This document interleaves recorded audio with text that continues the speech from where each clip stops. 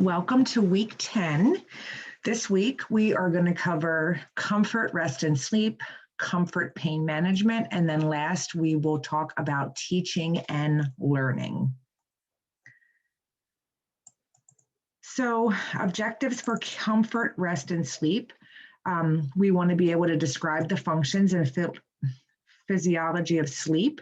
We want to be able to identify variables that influence rest and sleep.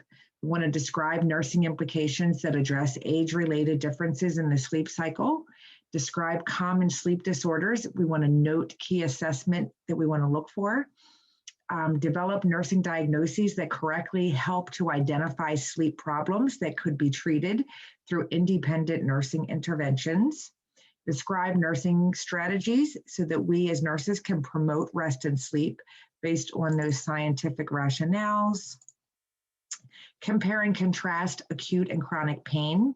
We're going to talk about factors that may affect a person's pain experience.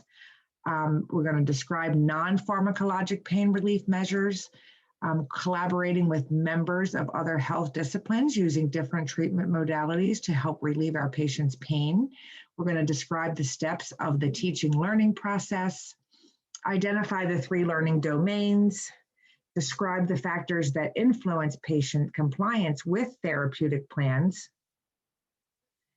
explain how to create and implement a culturally competent age-specific teaching plan for our patients, and then lastly, name 3 methods for evaluating learning. Those are our objectives. So the exemplars that we're going to talk about is comfort, rest, sleep, and pain management. So first, we're going to talk about the philosophy of sleep. So rest, the definition of rest is it's a condition in which the body is in a decreased state of activity with the consequent feeling of being refreshed. So I think we all know what rest is, and nursing students don't get a lot of rest. So you could certainly identify with what a lack of rest is. Sleep is defined as a state of rest, which is also accompanied by altered consciousness and relative activity. So it is a period where we are inactive, and when we are asleep, we are restoring our mental and our physical function. It involves a very complex set of events that that results in a complex state involving a progression of repeated cycles. It is crucial. We need this for our physical well-being, our mental well-being, and our emotional well-being. Sleep depends on a very calculated relationship, an interrelationship rather, between 2 parts of the brain. These 2 parts of the brain work to either activate or suppress our brain's higher centers. And when they activate or suppress, that's when they're controlling our periods of sleep or wakefulness. So this system is the reticular activating system. We've talked about this in a couple other exemplars. We call it the RAS system, or RAS, however you want to say it. So this system facilitates our reflex and our voluntary movements. It controls those cortical activities that help keep us in that state of alertness. And then we're going to talk about the bulbar synchronizing region. So what happens is this region is responsible for taking over, and this is what actually causes us to go to sleep. So it's that interrelationship between the reticular activating system and that bulbar synchronizing region. So the RAS is going to help facilitate those reflex and voluntary movements. And it's going to control those cortical hormone releases that are going to create a state of alertness or a lack of. And then the bulbar synchronizing region takes over, and that's what causes us to go to sleep. Our hypothalamus also plays a part in our sleep-wake cycle. It is a control center for our sleep and our waking period. And then we have our circadian rhythm. So our circadian rhythm helps control our daily schedule for our periods of sleep and our periods of wake. This rhythm is tied to what our 24-hour body clock is, and most living things have one. Animals, us, we all have animals and humans, we all have this circadian rhythm. Our circadian rhythm is influenced by things on the outside, like light and dark, and there's other factors that affect it as well. So our brains receive signals based on our environment, and it activates certain hormones in our body. When that happens, it alters our body's temperature, and it regulates our metabolism to keep us alert during the day or draw you to sleep. Some people will experience disruptions to their circadian rhythm because of a various amounts of different external factors or sleep disorders. So our sleep-wake patterns follow a biological clock that is located in that hypothalamus.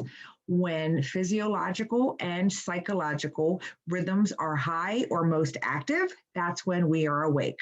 When our rhythms are low, then we're sleeping.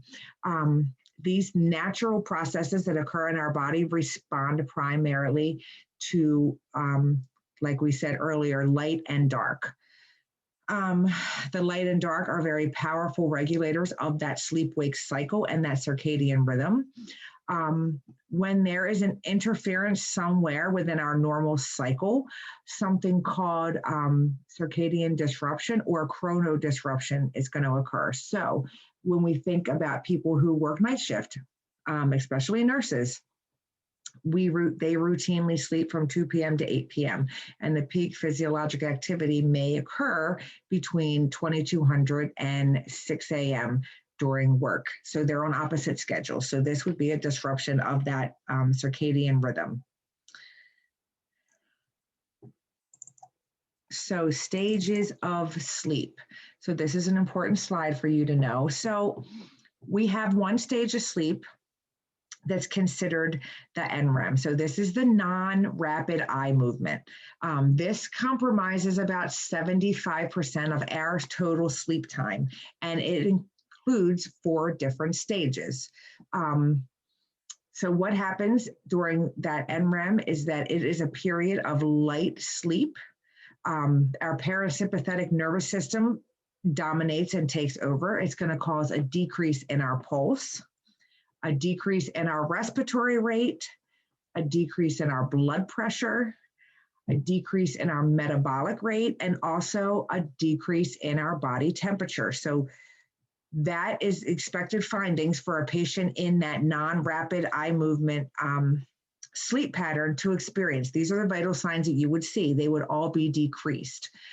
Stages 1 and 2, this occurs.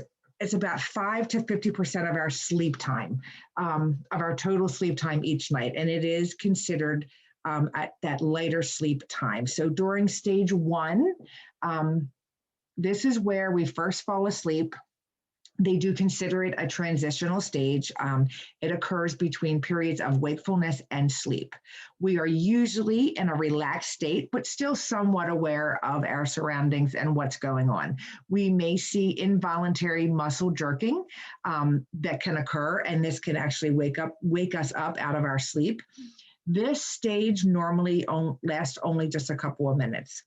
The person can still be easily aroused, and this stage constitutes about 5% of our total sleep through the night. So that is stage 1. Stage 2, we start to fall into a deeper sleep. We can be still aroused with relative ease. This stage is going to take up about 50 to 50% of our sleep each night. Stage 3 and 4, together, it's going to take up about 10% of our sleep. And this is the time of the night where we're going to have those deep sleep states, or they also call it delta sleep. So in stage 3, the depth of our sleep increases, and arousal is going to become increasingly difficult. So it's not going to be as easy to wake us up as it was in stage 1 and 2. This stage 3, also composes about 10% of our sleep each night. Stage 4, this is where we're going to reach the greatest depth of sleep. We also call this the delta sleep. Arousing us from this sleep is going to be difficult, and there's some physiologic changes in the body that we're going to see. So if we were being recorded on an EEG, Our brain waves would be slower. Our pulse and our respiratory rate is going to decrease. Our blood pressure decreases. Our muscles are going to be relaxed. Our metabolism slows down, as well as our temperature. Our temperature is going to be lower. And this stage is going to be about 10% of our sleep for the night. So then we have the rapid eye movement, or that REM sleep. So normally during a sleep cycle, a person passes consecutively through the 4 stages of that NREM sleep. Whoops, sorry, I moved ahead a slide. I'm sorry. Rapid eye movement, that REM sleep. It's more difficult to arouse a person during that rapid eye movement than it is during the NREM sleep. In a normal healthy adult, that REM state consumes about 20 to 25% of our nightly sleep time. People who are awakened during the REM state almost always report that they have been dreaming. They can usually recall vivid dreams, even if they were absurd or they didn't think that they made any sense. They usually can recall exactly what the dream was about. So REM is going to be about 20 to 25% of our nightly sleep. We're going to have those vivid dreams. It occurs usually about 90 minutes after we fall asleep, and the average length is 20 minutes, where it's going to be hard for us to wake. And our pulse, respiratory rate, blood pressure, metabolic rate, and body temperature increase. Our skeletal muscle tone and deep tendon reflexes are going to be depressed. So with that NREM stage, everything, all of our vital signs would be decreased. With our rapid eye movement, that REM sleep, they're going to be increased. So that's the difference. So during REM sleep, if you're watching someone sleep, you might notice that their eyes dart back and forth very quickly when they're sleeping. They might have small muscle twitches, some on their face or their hands. Respirations can be irregular. They could have a rapid or irregular pulse. Blood pressure increases, or it can fluctuate. You're going to have an increase in those gastric secretions. Your metabolism, body temperature increases. And it's more difficult to arouse your patients during that sleep cycle. So our sleep cycle. So normally during a sleep cycle, a person passes consecutively through the 4 stages of that NREM sleep. This pattern is then reversed and the person returns from stage 4 to stage 3 to stage 2. Instead of re-entering stage 1 and awakening, the person enters into the REM stage of sleep. After that time, the person re-enters that NREM sleep at stage 2, and we return to stage 3 and 4. A person awakened from sleep at any time will return to sleep at stage 1 of that NREM sleep.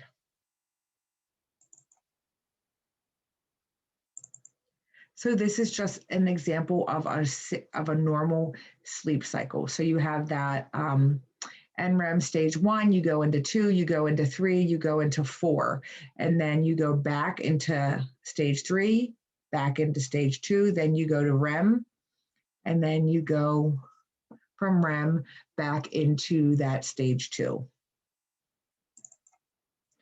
So what are some factors that affect our rest and sleep? So we have a lot of stuff on this page. So there are developmental considerations. If you look in your book page on box 34.2, there is a nice little chart there that gives you different developmental consideration. We know that those older adults, they report having difficulty falling asleep. They also report that they wake up early. Even if they want to sleep in or they feel tired, they wind up waking up early anyway. And of course, they always, some of them might state that they wake up frequently during the night because they have that nocturia, or just that they wake up frequently during the night, maybe not associated with the nocturia, that they take naps during the day, and some might even report that they don't feel rested even after they think they've had a good night's sleep. Motivation. So if you're doing something you enjoy, it's easier to be awake. And of course, if you're doing something you don't, you might feel sleepy. Sometimes at work, if you notice, you might feel like you're falling asleep and then you're like, I can't wait till I get home. I'm going to go right to bed. And then you get home and all of a sudden you're not as tired anymore. I think everybody's experienced that. A person's culture, so their cultural beliefs and their practices can absolutely influence those rest and sleep patterns. So you want to pay close attention to children. If you're caring for pediatric children, you want to be mindful of their bedtime rituals, certain sleeping positions and where they sleep, and then any sleep patterns that they might have based on their culture. Lifestyle and habits. So we know that physical exercise and physical activity increases both REM and that NREM sleep patterns. We recommend at least 2 to 3 hours prior to sleep. Anytime after that, it could make you stay awake longer. So we recommend that if you are going to engage in activity, any kind of physical activity or exercise, make sure it's about 2 to 3 hours before your scheduled sleep time. Dietary habits can help. So having a small protein containing snack, which is a source of tryptophan before bedtime, is recommended for patients that have insomnia. Carbohydrates make tryptophan more available to the brain. So this explains why that we have meals that are heavy in carbohydrate content tend to make us sleepy sometimes. We can combine foods that are high in tryptophan with healthy, complex carbohydrates. That helps to improve sleep patterns. We could have a small protein and a carbohydrate containing snack, such as peanut butter on toast or cheese and crackers about an hour before bed, and that may be effective with helping our sleep patterns. And then we want to encourage our patients not to smoke because nicotine can have a stimulating effect and keep us up at night. Fatigue also has an effect. So if we're overly exhausted or we're really stressed at work, it can make it very difficult for us to fall asleep at night. Sometimes we think we're so exhausted, as soon as our head hits the pillow, we're going to fall asleep. And then just the opposite happens. We wind up laying in bed and tossing and turning. Certain medications. So some medications can induce but interfere with restorative sleep. So drugs that decrease that REM sleep pattern we're going to see are going to be barbiturates, amphetamines, and certain antidepressants. Patients that take diuretics, patients that take anti-Parkinsonism drugs, certain antidepressants, antihypertensives, patients on steroids. So your patients that have COVID, that have any kind of bronchial issues, your COPD patients, they take a lot of steroids. They often will complain of issues with sleeping. Patients that take decongestants, patients that take in caffeine, and then those asthma medications are common causes of sleep problems. Our sleep environment also affects our sleep. If there's too much light in the room, if it's the wrong temperature, if it's too noisy, our psychological stress. So do we have anxiety? Do we have fear? Do we have guilt over something? What's going on in our life? What's going on in our mind? It's very common for us to lay down at night and our brain just wakes up and 100 things go through our mind. So we want to look at those things. Current life events. Are we traveling more? Are we traveling to other areas where the time zone might be different? Is there a change in our work hours? Did we used to work during the day and now we work at night? So we are expecting that we will probably have some type of sleep issue. And then illnesses. Certain illnesses can require more sleep. We know we have the flu or something going on in our body that we need sleep. And some illnesses can cause a disruption in sleep, such as nocturia. So if you have a patient who has BPH, or if they are on if they have congestive heart failure and they take diuretics, this might keep them up at night depending on what time of the day they take their medication. So that is an important slide. You guys need to know that and the stuff that I talked about. So common sleep disorders, there is an international classification, an ICSD, of sleep disorders that we see. So we do see insomnia. We have sleep-related breathing disorders. There are central disorders of hypersomnolence. You have circadian rhythm, sleep-wake cycle disorders. Parasomnia, sleep-related movement disorders, other sleep disorders. You can read about them in your book. We're going to talk about some of the most common ones. So insomnia is a very, very common one. So insomnia is characterized by difficulty falling asleep, maintaining sleep, only having intermittent sleep, waking up, falling asleep, waking up, falling asleep, despite adequate opportunity and circumstance. So we're doing everything that we should do, but we still can't fall asleep at night. We're allowing adequate time to fall asleep. We're exercising, we're trying different things, but we just can't fall asleep. Or we fall asleep, but we can't stay asleep. We are more likely to experience these issues if you are older than 60. If you have any kind of structural abnormalities, so patients that have enlarged tonsils, enlarged adenoids or adenoids issues, patients that have deviated septums, if you have a short or a thick neck, and then women are affected during, after menopause, and then the most during stressful situations. So how do we treat insomnia? There are non-pharmacologic approaches. So it is recommended that you reduce your caffeine and alcohol intake. Those recommendations state that if you do, it will help you be able to fall asleep at night. So if you like to drink alcohol, maybe you shouldn't drink it close to bedtime, or maybe you don't do it during the week when you work. Maybe you just do it on the weekends.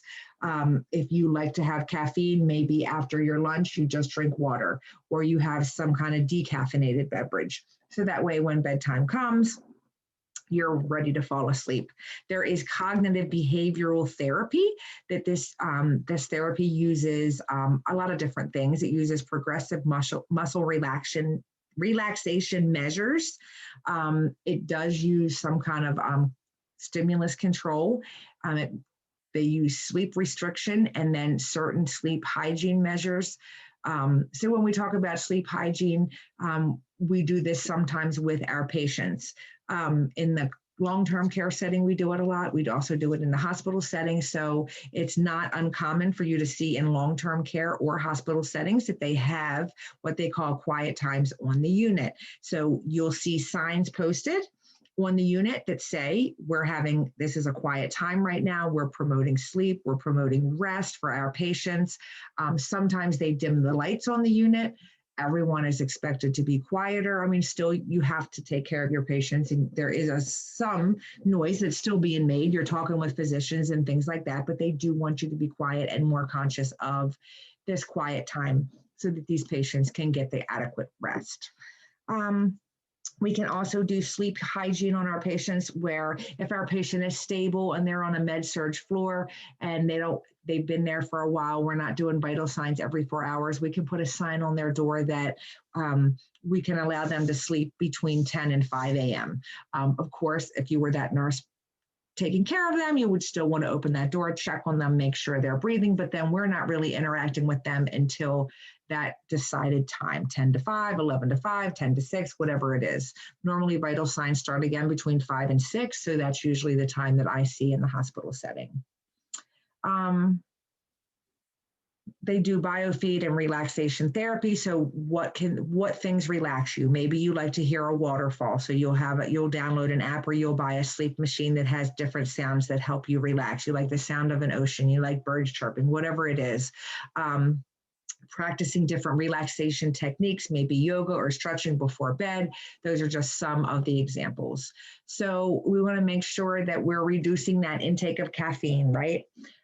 Stop smoking, because we know nicotine is a stimulant. Reduce our alcohol, especially later in the day. We want to avoid mental and physical activities after 5 that tend to be stimulating. Avoid taking daytime naps. Sometimes we're so tired in the afternoon, we think we just need a little nap, but then we have a hard time falling asleep at night. Eating a light carbohydrate protein snack before bedtime, we said could be helpful, right? Because it releases that tryptophan, which makes you tired. Avoiding a high fluid intake in the evening because this helps to minimize your trips to the bathroom at night. So you can eliminate the use of a bedroom clock. So sometimes the light in the room can keep you up because it does put off a bright light in a dark room. And then sometimes you are constantly checking it, especially when you feel like you can't fall asleep. I know myself, when I know I have to get up at 5 a.m., whenever I roll over, I look at the clock. Or if I'm having trouble sleeping, I'm like, oh my God, now it's 2 o'clock and I'm not asleep. I only have 2 hours left. And that starts it starts kind of like this process where you start to panic, and then that keeps you from falling asleep. So I feel like it can be a vicious cycle. Maybe you want to take a warm bath before bedtime, use a relaxing lotion, something like that. So you always just want to make sure that you keep your sleep environment comfortable, keep it set at a temperature that is comfortable for you or the patient. You always want to keep it calm and as stress-free as possible because these help promote good sleep habits. So we also have some obstructive sleep disorders. So sleep disorders, these obstructive sleep disorders occur when throat muscles intermittently relax and then they block the airway during sleep. This causes breathing to repeatedly start and stop. This will happen throughout the night. We have our breathing may cease for a period of 10 to 20 seconds and as possibly as long as 2 minutes. Our patient's pulse is going to be irregular and our blood pressure is often going to increase. So adult obstructive sleep disorder is characterized by 5 or more predominantly obstructive respiratory events. So it's the absence of breathing, which we call apnea, or diminished breathing efforts, hypopnea, or during sleep, which is accompanied by sleeplessness, fatigue, insomnia, snoring, or observed apnea, and associated healthcare disorders such as hypertension, coronary artery disease, atrial fibrillation, congestive heart failure, strokes, diabetes, cognitive dysfunctions, and mood disorders. Alcohol intake, tobacco, and sleeping pills also increase the risk of someone developing obstructive sleep disorders. So if we wanted to diagnose a patient with a sleep disorder, an obstructive sleep disorder, they would have to do what we call an overnight sleep study. Hospitals have these, outpatient centers have them. You go, you sleep in a room, you're hooked up to all kinds of machines, and then they observe your sleep patterns during the night. Just from that educational piece, you would want to, you'll see these in your patients who have these issues that we talked about, those health disorders, hypertension, coronary artery disease. You're going to see that those patients that come in also have these CPAP machines.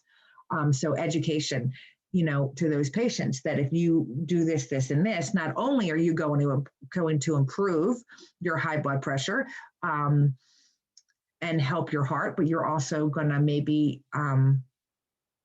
not have to take this, you might not have to use this CPAP machine.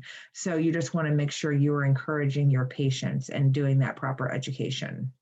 So how do we treat obstructive sleep disorders? Well, we can use CPAP. CPAP is a very non-invasive treatment. We use this for the treatment of moderate or severe obstructive sleep disorders. This involves the use of a continuous positive airway pressure machine. That's where we get CPAP from. Continuous positive airway pressure. It's non-invasive, and what it is your patients have a mask that's connected to an air pump that's worn during sleep. This CPAP machine delivers positive air pressure. When that positive air pressure goes in, it helps hold that airway open. CPAP works great. It can significantly improve the manifestations that we see with obstructive sleep disorders. But patients don't always adhere to it and they're not consistent about using it. because it's not really comfortable. It is strapped to your face. So you have this huge mask on your face. It covers up your nose. It's strapped to your head. It has this tube coming off of it. It makes some noise. So not every patient is very good about adhering to it and using it as consistently as they should. We also have what they call a mandibular advancement device. So these are hard plastic devices that you have to get from your dentist. You do have to be fitted. They're fitted for each person individually. You can go to a dentist or an orthodontist to get them. And what it is, it's based on the mold of a patient's mouth. So we use this for mild cases. It helps keep the mouth open and get that air in. That's why it's only good for mild cases.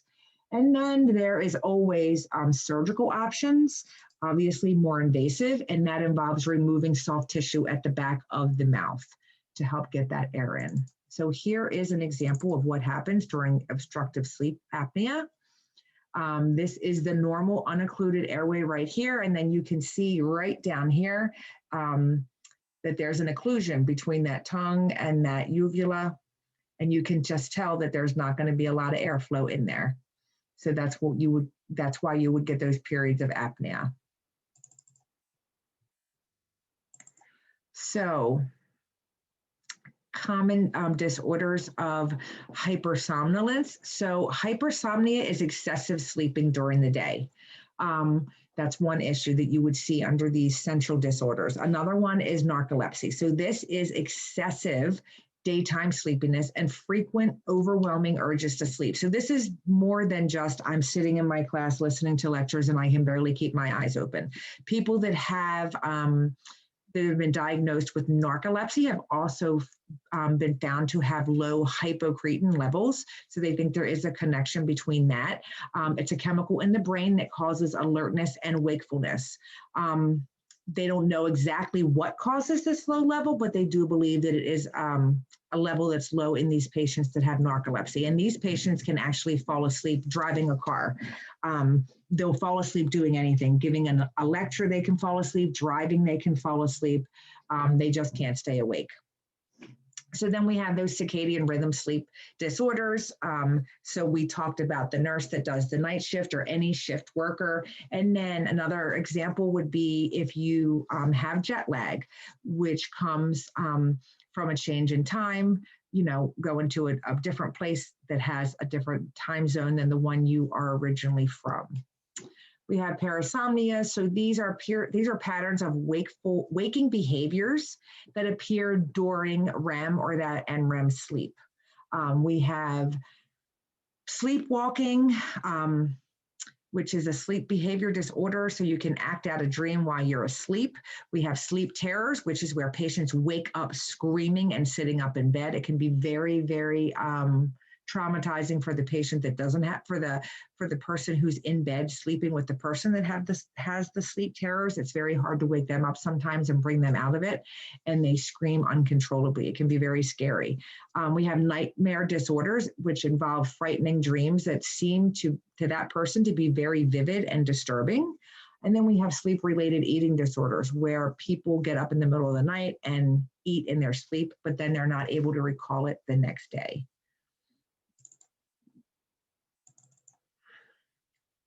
So restless leg syndrome is also a sleep-related movement disorder. So with these patients, they report that they find it impossible to lie in the bed and stay still.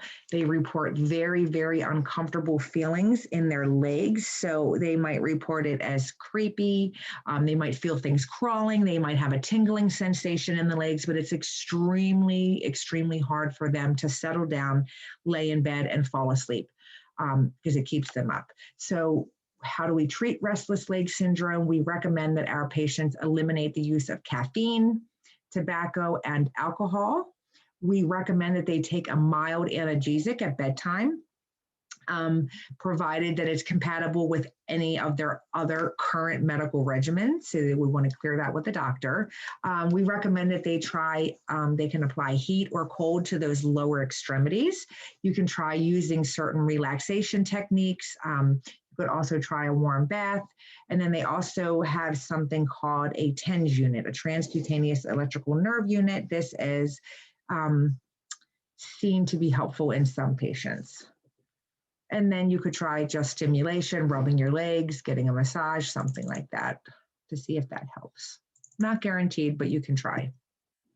So sleep deprivation, I'm sure this is something that you guys feel like you probably have because you guys are so busy between work and school and you're staying up late trying to get all your studying in. So this is characterized by a decrease in the amount, the consistency, and the quality of the sleep that we get. So partial sleep deprivation can result in a loss of your ability to be able to concentrate. It can cause you to have inattention, and it can cause impaired information processing. And this can pose serious safety risks, especially if you have the type of job where you drive for a living or you operate heavy machinery. It can be dangerous. The effects of sleep deprivation become increasingly apparent after about 30 hours of continual wakefulness. As nurses, we need to recognize that the strange environment of the hospital, the physical discomfort that they experience and the pain, combined with the effects of medication and the need for that 24-hour nursing care is going to contribute to our patients' sleep deprivation in hospitalized patients. This is something we see all the time. Patients always say, can you prescribe me something to sleep tonight? I'm not getting any sleep here. I feel so bad, but I'm not able to sleep. So we want to take that into consideration. So what's the nursing process going to look like for obtaining a sleep history? So we want to be able to incorporate questions about sleep into that routine health assessment. So we want to ask questions that help us identify the patient's sleep wakefulness patterns. We want to know how those patterns have an effect on their everyday life, how they function, and the presence of factors that may be affecting their sleep. What do they use any sleep aids, and then the presence of any sleep disturbances or any contributing factors that can cause sleep disturbances. So we want to find out what the nature of the problem is. We want to find out possible causes of the problem. So what's going on in your life? Do you exercise? If you exercise, when do you exercise? Tell me about your caffeine intake. Tell me about your lifestyle. What's going on? Are you really stressed out? Are you in nursing school? Are you working full time? Are you caring for elderly parents? What's going on? Try and get down to the cause of the problem. Because if you can identify the cause of the problem, then you can treat the problem and you can give them alternatives to being able to treat that problem. We want to know any related signs and symptoms. So you tell me that you're not able to sleep at night. What's going on? How are you not sleeping? Describe that to me. Make sure you're using those open-ended questions. We don't want them to say yes or no. We want to be able to get as much information from the patient as possible. When did your problems begin and how often does it occur? Is it every night of the week? Has it been going on for a couple months? What else started at the same time? You told me you haven't been sleeping for about 4 months now. What happened 4 months ago? Did you change jobs? Did you have a significant change in any of your relationship? What's going on? And how does this problem affect your everyday living? How are you functioning during the day? You told me you only get 2 or 3 hours of sleep at night. How's that working out for you? Are you able to function during the day? How's your appetite? How's things like that? We want to talk about the severity of the problem, and then we want to talk about how we can treat it.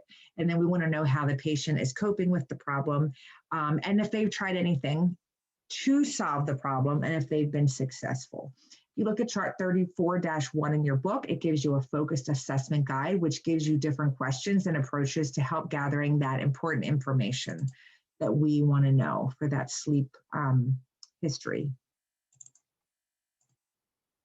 There are different screening tools that help you assess sleep disturbances. There's the Epworth Sleepiness Scale. They also have one called the Pittsburgh Sleep Quality Index, the PSQI. There's another one in your book called the Sleep Disturbance Questionnaire. So you guys can take a look at that. When we do that physical assessment, so when we do a physical assessment, there might be findings that can confirm that a patient is getting sufficient rest or not getting sufficient rest. That's going to help provide energy for what they have to accomplish during the day. or what they're not accomplishing. So we want to look for restlessness when we're doing that physical assessment. We want to assess their sleep postures. How do you sleep at night? Those sleep activities. So you might need to have someone with them, their significant other, that can attribute to some of these issues, some of these things that they see. Do they have snoring? Snoring is an obstruction to the airflow through the nose and the mouth. So this can cause patients not to be able to sleep very well. Do they have leg jerking during the night? Could it be that restless leg syndrome? So you really want to try and identify some possible causes or some possible information through that physical assessment that we do.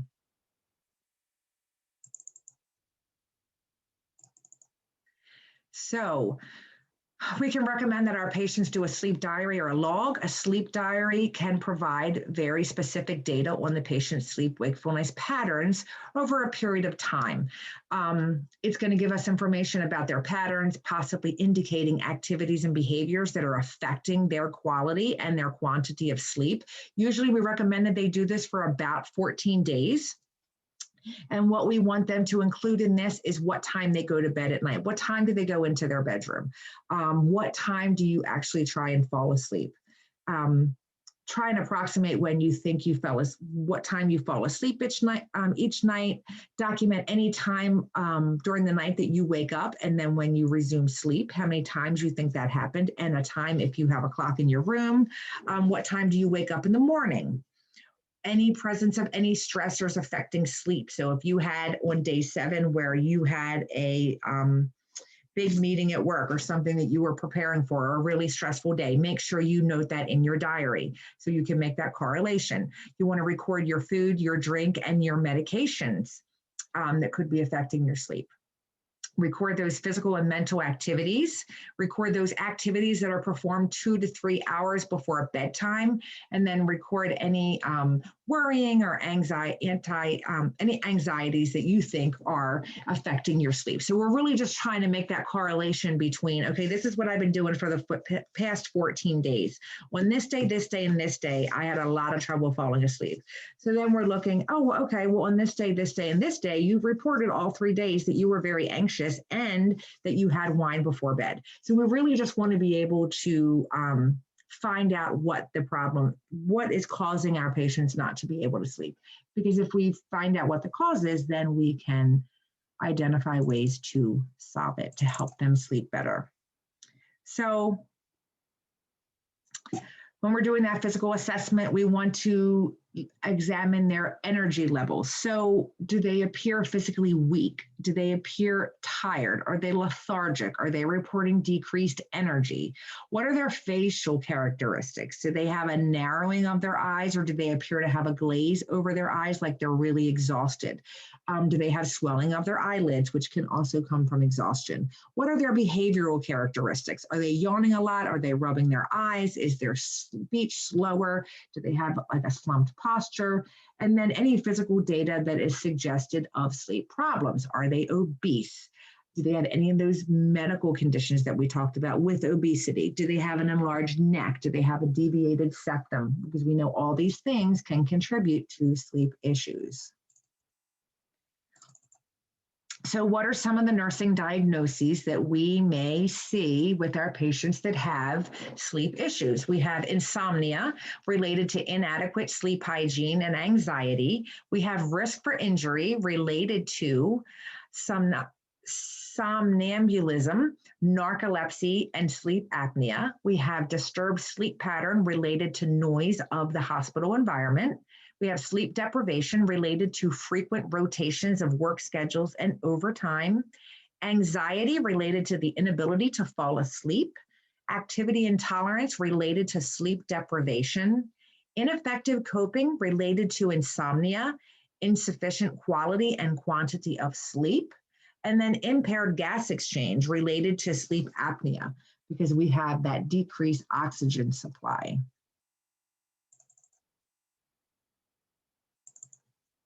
So what are some nursing interventions that we can promote with our patients so that they can have good sleep. We want to prepare a restful environment for them. We want to make sure that they have a comfortable bed, clean linens, tell them to eliminate their cell phone use at night when they get into bed. Promote bedtime rituals. So maybe every night, an hour before you go to bed, you get a shower, you put on some nice, comfortable pajamas, you put on some body lotion that smells good, that helps you relax, and you have a hot cup of tea. Whatever that ritual is for you that helps you relax and helps you get into that restful environment so that you can be, ready for bed. Eating that light carbohydrate protein snack before bedtime is going to be helpful. We want to promote relaxation and comfort. Again, taking that warm bath. Sleep in a cool, dark room. Cool, dark rooms are highly suggestive of good sleep habits. And then you want to respect that normal sleep-wake patterns, sorry. So, going to bed at a decent time, 10 or 11 at night, getting up 6, 7 o'clock in the morning. And then always make sure that you are taking advantage of those quiet times in the healthcare environment, putting up those signs, making sure that your patients get some sleep hygiene, making sure that the unit is quiet, turn down the lights, just promote that good sleep area for them. We can help patients with personal hygiene needs. Maybe a back rub prior to sleep can increase comfort. You can consider that continuous positive airway pressure, which is CPAP for those clients who have sleep apnea. Schedule nursing care to avoid disturbances. We talked about that earlier with that sleep hygiene. Make sure that we give them their medicines during the day. Make sure we're not giving them a diuretic at 11 o'clock at night. If you see that ordered, then maybe you want to contact the doctor. Now, your patient might come in at 6 o'clock at night from the emergency room and they're in full-blown congestive heart failure, and they need to have that diuretic at 11 o'clock at night because they're not doing real well, and you don't want them to end up in the ICU. That's different. Your patient's been there for a while and they're getting daily Lasix. Let's do it during the day. Let's do it at 2 or 3 o'clock in the afternoon, not 10 o'clock at night, so that they don't have to be up all night peeing. Teach about the importance of rest and sleep and those interventions that we talked about. So when they go home, they can incorporate some of those into their sleep schedule. Restrict that intake of caffeine, nicotine, and alcohol, especially later in the day, and then tell them to avoid those daytime naps. So evaluating, this is the last part of the nursing process, right? When we evaluate our plans of care for sleep patterns and sleep issues, if they're effective, our patients are going to be able to verbalize that they feel rested or that they feel like they've had a restful night's sleep. They will be able to identify factors that are going to interfere with or disrupt their normal sleep pattern. We want our patients to be able to identify those factors. If they can't identify those factors, then they can't make implementations in their sleep patterns to avoid insomnia and these other issues. So we also want them to use techniques that promote sleep and provide a restful environment. So next, we are going to talk about comfort, pain management. So the pain experience. So it is said that about 1/3 of the US population suffers from chronic pain. The International Association for the Study of Pain defines pain as an unpleasant sensory and emotional experience associated with actual or potential tissue damage.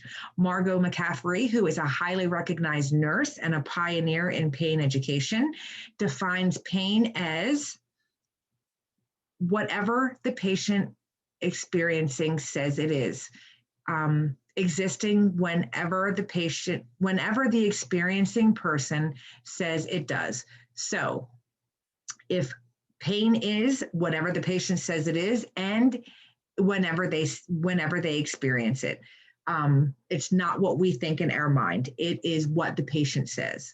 The Joint Commission has recommended, as of 2018, that we identify, that we have a pain assessment and pain management for our patients, which includes safe opioid prescribing as an organizational priority in our workplace. We have to actively involve the organized medical staff in leadership roles in organization performance improvement activities to improve quality of care, treatment and services, and patient safety. They want us to assess and manage the patient's pain and minimize the risks associated with treatment. So we want to treat the patient's pain or refer them for treatment of their pain. We want to develop pain treatment plans based on that evidence-based practice. We've talked about evidence-based practice. And patient involvement that considers the patient's condition. We want to look at their past medical history, any treatment options, pain management goals. So what is a goal for the patient? Where do they want to be? Involve the patient in pain management through the development of realistic expectations. If our expectations for our patients are not realistic, they're not going to be successful. We're not going to be able to manage their goals and get rid of that pain. We want to make sure we are evaluating. We want to know what their goals are. We are evaluating through that nursing process to see if those goals and those expectations are working. And then we want to educate on pain management.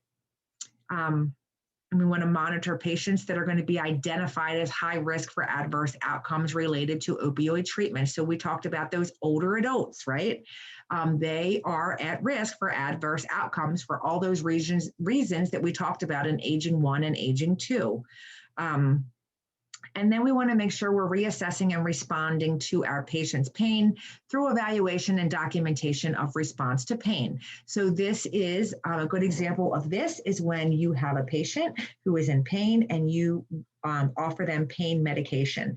You offer them pain medication, but then you just don't give the pain medicine and go away. We need to go back in that room within a timely manner. So if we give them an IV pain medicine, we know that those IV parental pain medicines work quicker, right? Within 5 to 15 minutes. So in about 30 minutes of giving an IV pain medicine, we want to go back in and say, hey, Mrs. Jones, I just gave you that IV Dilaudid for your neck pain.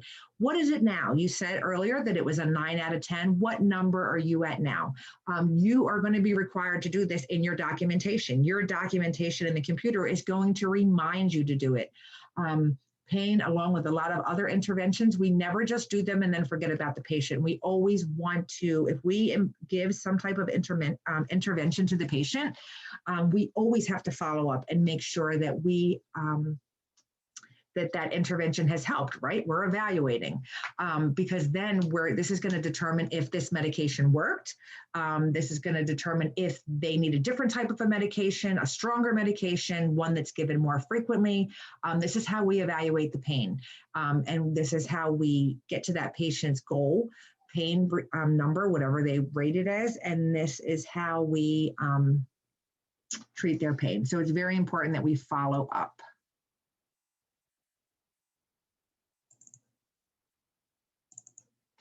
So effective pain management includes the use of pharmacological and non-pharmacological pain management therapies. So we just don't give pain medication every time the patient has pain. It always depends on the circumstance, but there are other things we can do. And we're going to talk about that in the next couple slides. So we always have the option for pharmacological, but we always want to try non-pharmacological pain management options also. Clients have a right to adequate assessment and management of pain. Nurses are accountable for the assessment of pain, and the nurse's role is that of an advocate and an educator for effective pain management. So when I talk about a client's right to adequate assessment and management of pain, so all of our patients, they deserve that. They deserve the right for us to perform an assessment on them and to manage their pain. When I think about this, I think of the patient who comes in with a known history of drug abuse. When you're managing someone's pain, this is one of those opportunities where you as a person need to look at your past experiences and your biases. Maybe you have a very high threshold for pain. Maybe you gave birth to twins and never needed an epidural, and you never even moaned and groaned. Okay, that's great.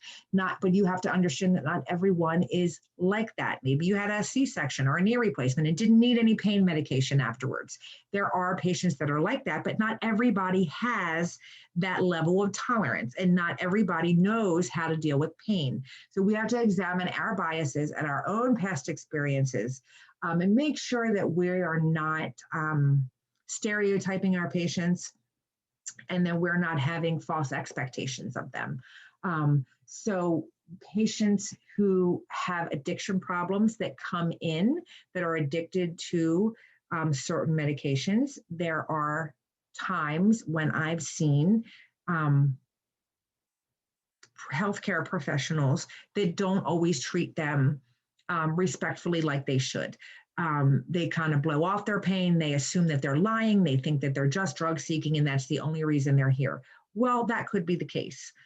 That's not our right to assume that. It is something that we have to think about, because we don't want to contribute to that issue, but we don't want our opinions to affect the quality of care that we give them. So if you're dealing with a patient who may be an active drug user and they're having a major surgery, you don't want to say you're a drug dealer, a drug user, you're just seeking, we're not giving you any type of pain medication. You don't want to do that.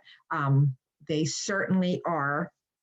They do have the right to that adequate assessment and management of their pain. So these are just things you want to think about. Nurses have a priority responsibility to measure our client's pain level on a continual basis and provide those individualized interventions. So all of your interventions are going to be individualized based upon the patient that you are caring for. And if you have 5 patients, they're all going to be different the way you manage their pain based upon that person. So you're going to make sure you're going back in there 30 minutes after you give an IV pain medication or 60 minutes after you give an oral medication, because it takes about 45 to 60 minutes to work.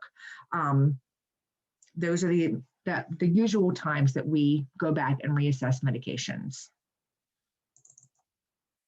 So pain does have certain processes. There are 4 phases. We have the transduction phase, the transmission phase, the perception phase, and the modulation phase. So during transduction, which is our first phase, this is the activation of the pain receptors. It involves conversion of that painful stimuli into electrical impulses. So those electrical impulses are going to travel from the periphery to the spinal cord at that dorsal horn. So this is going back to biology. It's initiated by cellular disruption. And then we have those nociceptors. So nociceptors or peripheral receptors, they respond selectively to mechanical, thermal, and chemical stimuli that are noxious. Additionally, when the threshold of the perception for pain has been reached and there is injured tissue, it is believed that the injured tissue releases certain chemicals that excite or activate nerve endings. So this should sound a little bit familiar to you. I'm not going to quiz you or, there's not going to be any exam questions on this process, but I want you guys to have a background of how pain presents in the body and how we feel pain. This is important for you to know.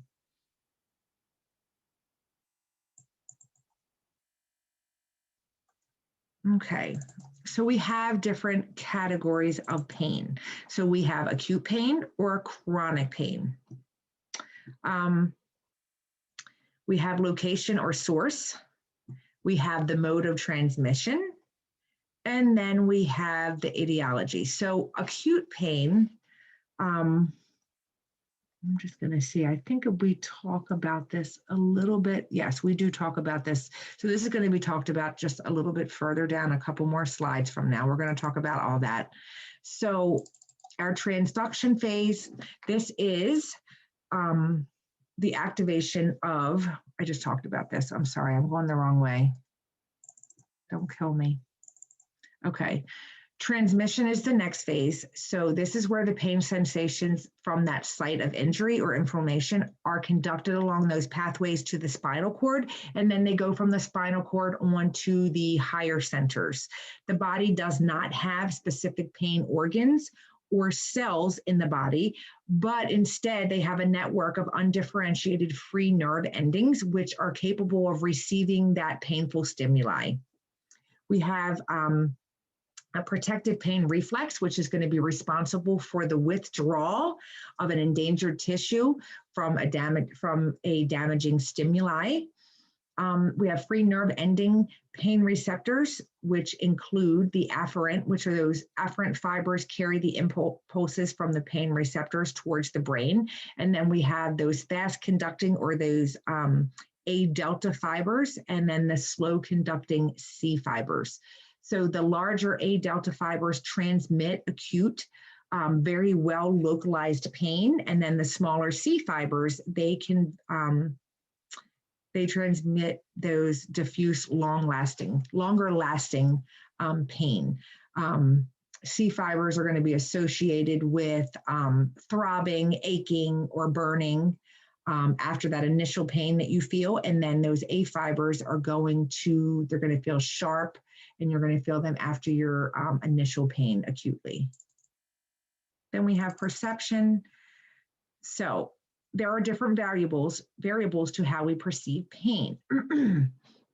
So when we think about age, we have infants, so they cannot verbalize or understand their pain. And then we have older adults at the other end of that spectrum who have multiple pathologies that cause pain and limit their function. Older adults may not report pain. When an older adult doesn't report pain, it can indicate that the person fears the treatment for the pain. Not always the case, but it can be something that we see. The pain is dulled based on the processes inherent, which happens in normal aging, or it can be from chronic disease progression. Or sometimes older adults just refuse to believe that they're getting older and they don't give in to pain. So there's other variables with age. We know that when a patient is tired, greatly fatigued, they may experience pain more acutely. They may be more sensitive to it because their body's already exhausted.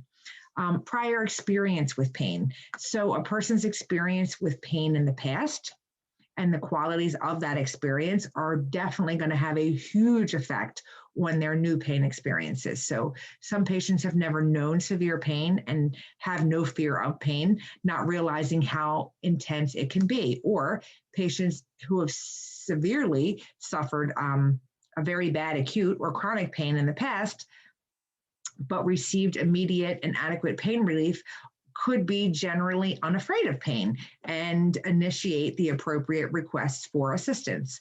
And then you have patients who have had severe pain in the past and were not able to get that good, secure, prompt pain relief, which can cause the patient to have fear, hopelessness that they're never going to get out of pain again, and then despair.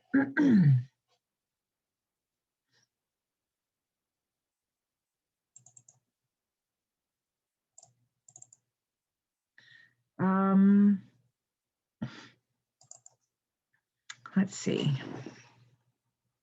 Anxiety and fear can also increase a patient's being sensitive to pain, make pain feel worse. Anxiety is almost always present when patients fear that they're going to be in pain or they experience pain. And this causes that intensity of pain to be higher. Culture can also affect how our patients express pain or the meaning that they give to pain. So you always want to think about those cultural aspects. So then we have modulation. So modulation is the process by which the sensation of pain is inhibited or modified. So our brain is going to transmit a response down to our spinal nerves to the point where the pain transmission originated to alter the pain experience. The sensation of pain appears to be regulated or modified by substances that we call neuromodulators. Neuromodulators are endogenous opioid compound, which means that they are naturally present in our bodies. They are morphine-like chemical regulators in the spinal cord and brain. They appear to have somewhat of an analgesic activity, and they can help alter the perception of pain in the body. These opioid compounds are believed to produce analgesic effects because they are binding to specific opioid receptor sites throughout the CNS. And when they bind to those receptor sites, they block the release or the production of those pain-transmitting substances. So we have the pain process, which is called the gate control theory of pain.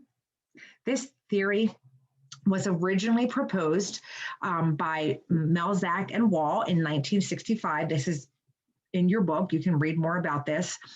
And what the gate control theory of pain describes is the transmission of painful stimuli, and it recognizes a relationship between pain and the projection of pain information to the brain. So this theory believes that small nerve fibers in the body conduct excitatory pain stimuli towards the brain. They believe it then has an exaggerating effect of the arriving impulses through a positive feedback mechanism. Large nerve fibers appear to inhibit the transmission of pain impulses from that spinal cord to the brain through a negative feedback system. They believe there is a transmission mechanism that is located in the substantia gelatinosa cells, which are located in the dorsal horn of the spinal cord.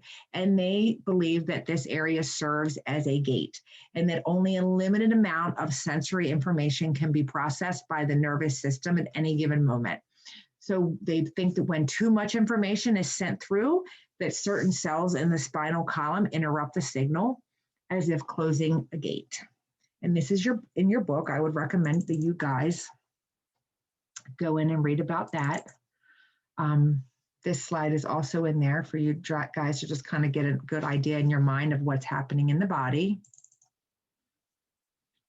So we talked earlier about acute pain and chronic pain. So the first one we're going to talk about is acute pain. So acute pain is protective. It's temporarily. It is usually very self-limiting. It has a direct cause and it resolves with tissue healing. It is usually rapid in onset and it varies in intensity from mild to severe depending on what the injury was. And if it is left untreated, it can lead to chronic pain. So acute pain usually lasts less than 6 months. The physiologic responses to pain. So you will see a change in your patient's vital signs if they are in pain. So a patient that is in pain, there's going to be activation of that sympathetic nervous system. We're going to see that fight or flight response. So we're going to see tachycardia. So that heart rate is going to be increased. We're going to see hypertension. So we said hypertension is high blood pressure. We're going to see an increase in those respirations. They may appear anxious. They may be sweating. They may have muscle tension, and they may have dilated pupils. So this is something you're going to want to pay attention to with your patients. Some patients may have pain, but they don't want to talk about pain because for whatever reason, they just think, I've heard patients say, oh, I'm a man, I can take it. I don't need any pain medication. Or, maybe if it's an older adult, they might think that if they say that they have pain, that they might not be able to go back home again. They get very afraid of anything that can compromise them to going back to their home. So they might not report pain, but their vital signs might tell you differently. So you want to be able to look at those vital signs and determine what's going on. If you have a patient who came in who had a recent leg amputation or a knee amputation or any kind of surgery, and they have high blood pressure and they have a higher heart rate, you might start to think, okay, maybe they are in pain, or yes, maybe they don't have hypertension, or they don't have anything wrong with their heart. Maybe they're just experiencing pain, and this is something common. Behavioral responses to pain are different for each person. They may grimace, They may moan, they may flinch, they may have guarding. So if they have abdominal pain, they may have their pains on their hands wrapped around their abdomen. They may be bent over. They may rock back and forth in place. So usually if we can identify the underlying cause and we can resolve that cause or minimize it, that acute pain is going to disappear. So we said if we don't take care of that acute pain, it can turn into a chronic pain. So unlike acute pain, chronic pain is not protective. It is ongoing and it recurs frequently. It lasts longer than 6 months and it is persistent beyond that tissue healing. Patients have difficulty describing chronic pain because it can be poorly localized. Chronic pain presentation varies greatly between each person and can include pain that is unrelenting, so pain that just doesn't give up, that is very severe, or pain that is consistent with or without periods of remission. So it may come and go. They might say, well, sometimes I wake up in the morning and I feel great, and other days I wake up and it's just very debilitating. I can't get moving. So it can have periods of remission. It can affect your quality of life. I said earlier, or a couple weeks ago, we were talking about pain, and some patients that have chronic pain have to see pain management specialists because they require frequent monitoring and higher levels of medication to solve their chronic pain. So the physiological responses don't usually alter their vital signs because it's a chronic pain. It can lead to disability, but it's not usually life-threatening. Chronic pain is often perceived as meaningless and may lead to withdrawal, depression, anger, frustration, and dependency. In addition, there are misconceptions and personal biases of caregivers that can adversely affect the management of patients with chronic pain. Like I said before, patients can be perceived as pain, drug seeking, that they're lying, they just don't want to do any work, they're just lazy. There's a lot of biases that go around with chronic pain. So you have to be careful, look at your own feelings and how you feel about that, and make sure that you're not passing that along with your patients and the care you provide. So the different types of pain, we have localization and location of pain, and nociceptive pain. So nociceptive pain types, we have visceral or somatic. Nociceptive pain is the noxious stimuli that are going to be transmitted from the point of that cellular injury, so wherever that injury is, over the peripheral sensory nerves to those pathways that are located between the spinal cord and the thalamus, and then eventually they go from the thalamus to the cortex, cerebral cortex of the brain. So somatic pain is caused by mechanical, chemical, thermal, or electrical injuries or disorders that affect they can affect your bones, they can affect your joints, your muscles, skin issues, or other structures that are composed of connective tissue in the body. Then we have visceral pain. So visceral pain comes from your internal organs. So this is your heart, your kidneys, your intestines, if they happen to be diseased or injured. The causes for visceral pain are very different, but it can include ischemia, which is reduced arterial blood flow to an organ. It can be compression of an organ. So maybe if the patient has a tumor that's putting pressure on a certain organ in the body, you can have intestinal distension with gas, or contraction, which is also a spasm that occurs with gallbladder or kidney stones. Visceral pain is usually diffuse, very poorly localized. It's hard to really give an exact location, and it's accompanied by those autonomic nervous system symptoms. So what are those autonomic nervous system symptoms? We talked about this. So this is going to be your nausea. This is your vomiting. You might suffer from pallor, hypotension, and sweating. We have cutaneous pain, which comes from, an example would be an insect bite or a paper cut. It's perceived as sharp or could be burning. So somatic, visceral, and cutaneous.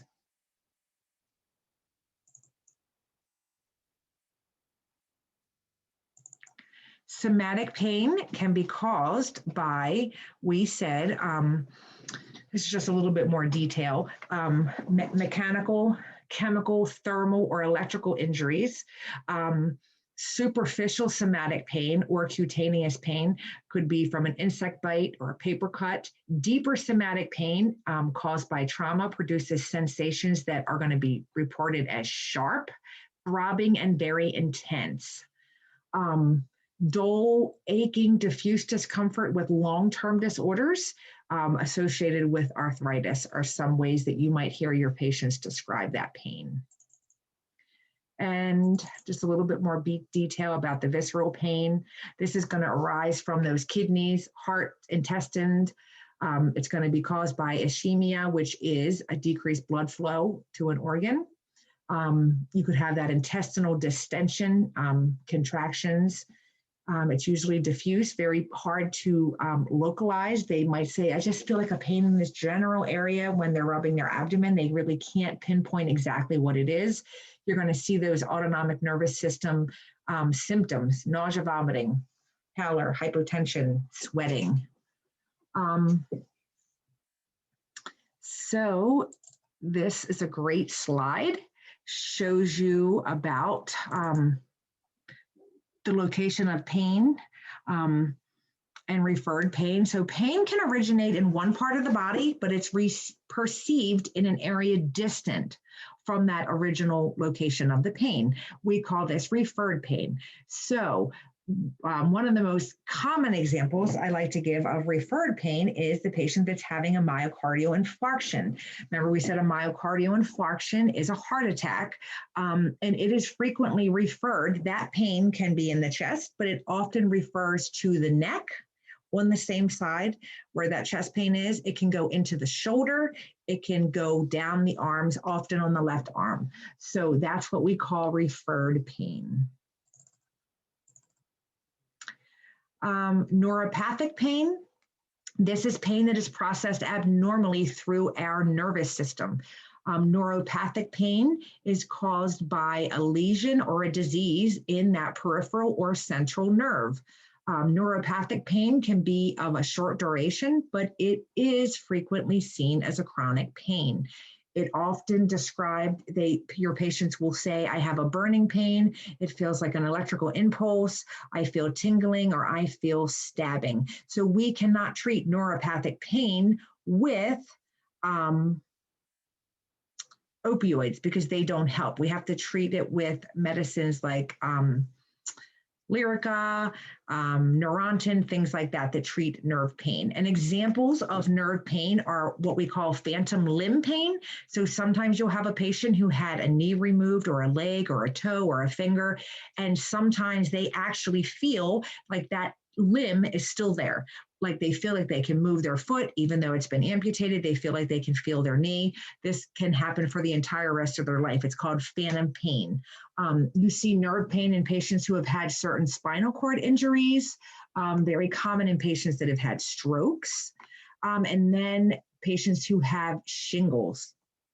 Shingles is extremely, extremely painful. You can get shingles in any part of the body, but they follow. So this picture right here is a patient that has shingles. So you can see that these, this outbreak here, this rash is following this nerve. It usually follows a nerve pattern. That's how we identify it.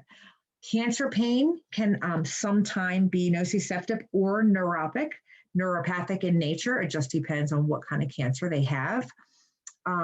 Nerve patients that have nerve pain, maybe they have nerve damage caused by radiation or certain drugs that they take. One of the most common that you will probably see is something that's caused by diabetic neuropathy. So when patients have diabetes and their blood sugar is poorly controlled, they get what we call diabetic neuropathy. It can happen in their hands, it can happen in their feet. It can be very mild, it can be very extreme, it can just be tingling, and it can go completely to total numbness where they don't have any feeling at all in those extremities. And that is something very, very common that you see in diabetes. I see it every day when I take care of a patient that has diabetes. And with your cancer patients too, because a lot of the chemos that we give cause neuropathy in the hands and feet. So the nursing process, the assessment of standards. So accredited healthcare facilities, in order to, in certain facilities, it's expected that you have certain standards with regard to pain control. So accredited health care facilities will understand that each patient has the right to assessment and pain management. Every patient has that right. If they say they have pain, they have the right to have a follow-up assessment, and then they have the right to have a doctor prescribe them something or implement something that will manage their pain. This is an important slide. They have the right to have an assessment that is appropriate for their age, appropriate for their developmental level, their condition, and their culture.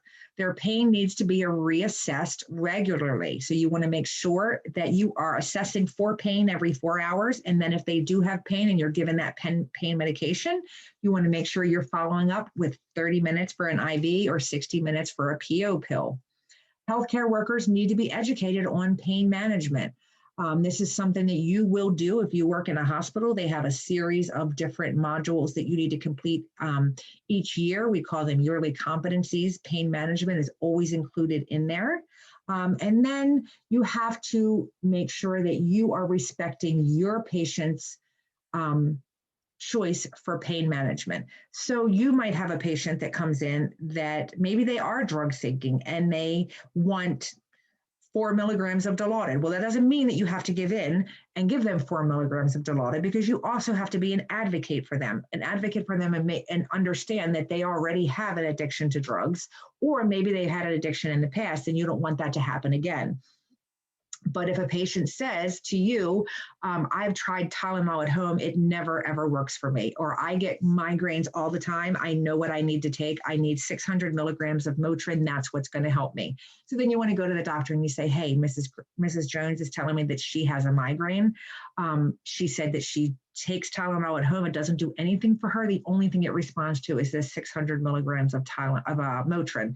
So if there's nothing else going on with her that would prohibit her from having that Motrin, then most of the time the doctor will go ahead and follow those recommendations and prescribe what the patient is requesting.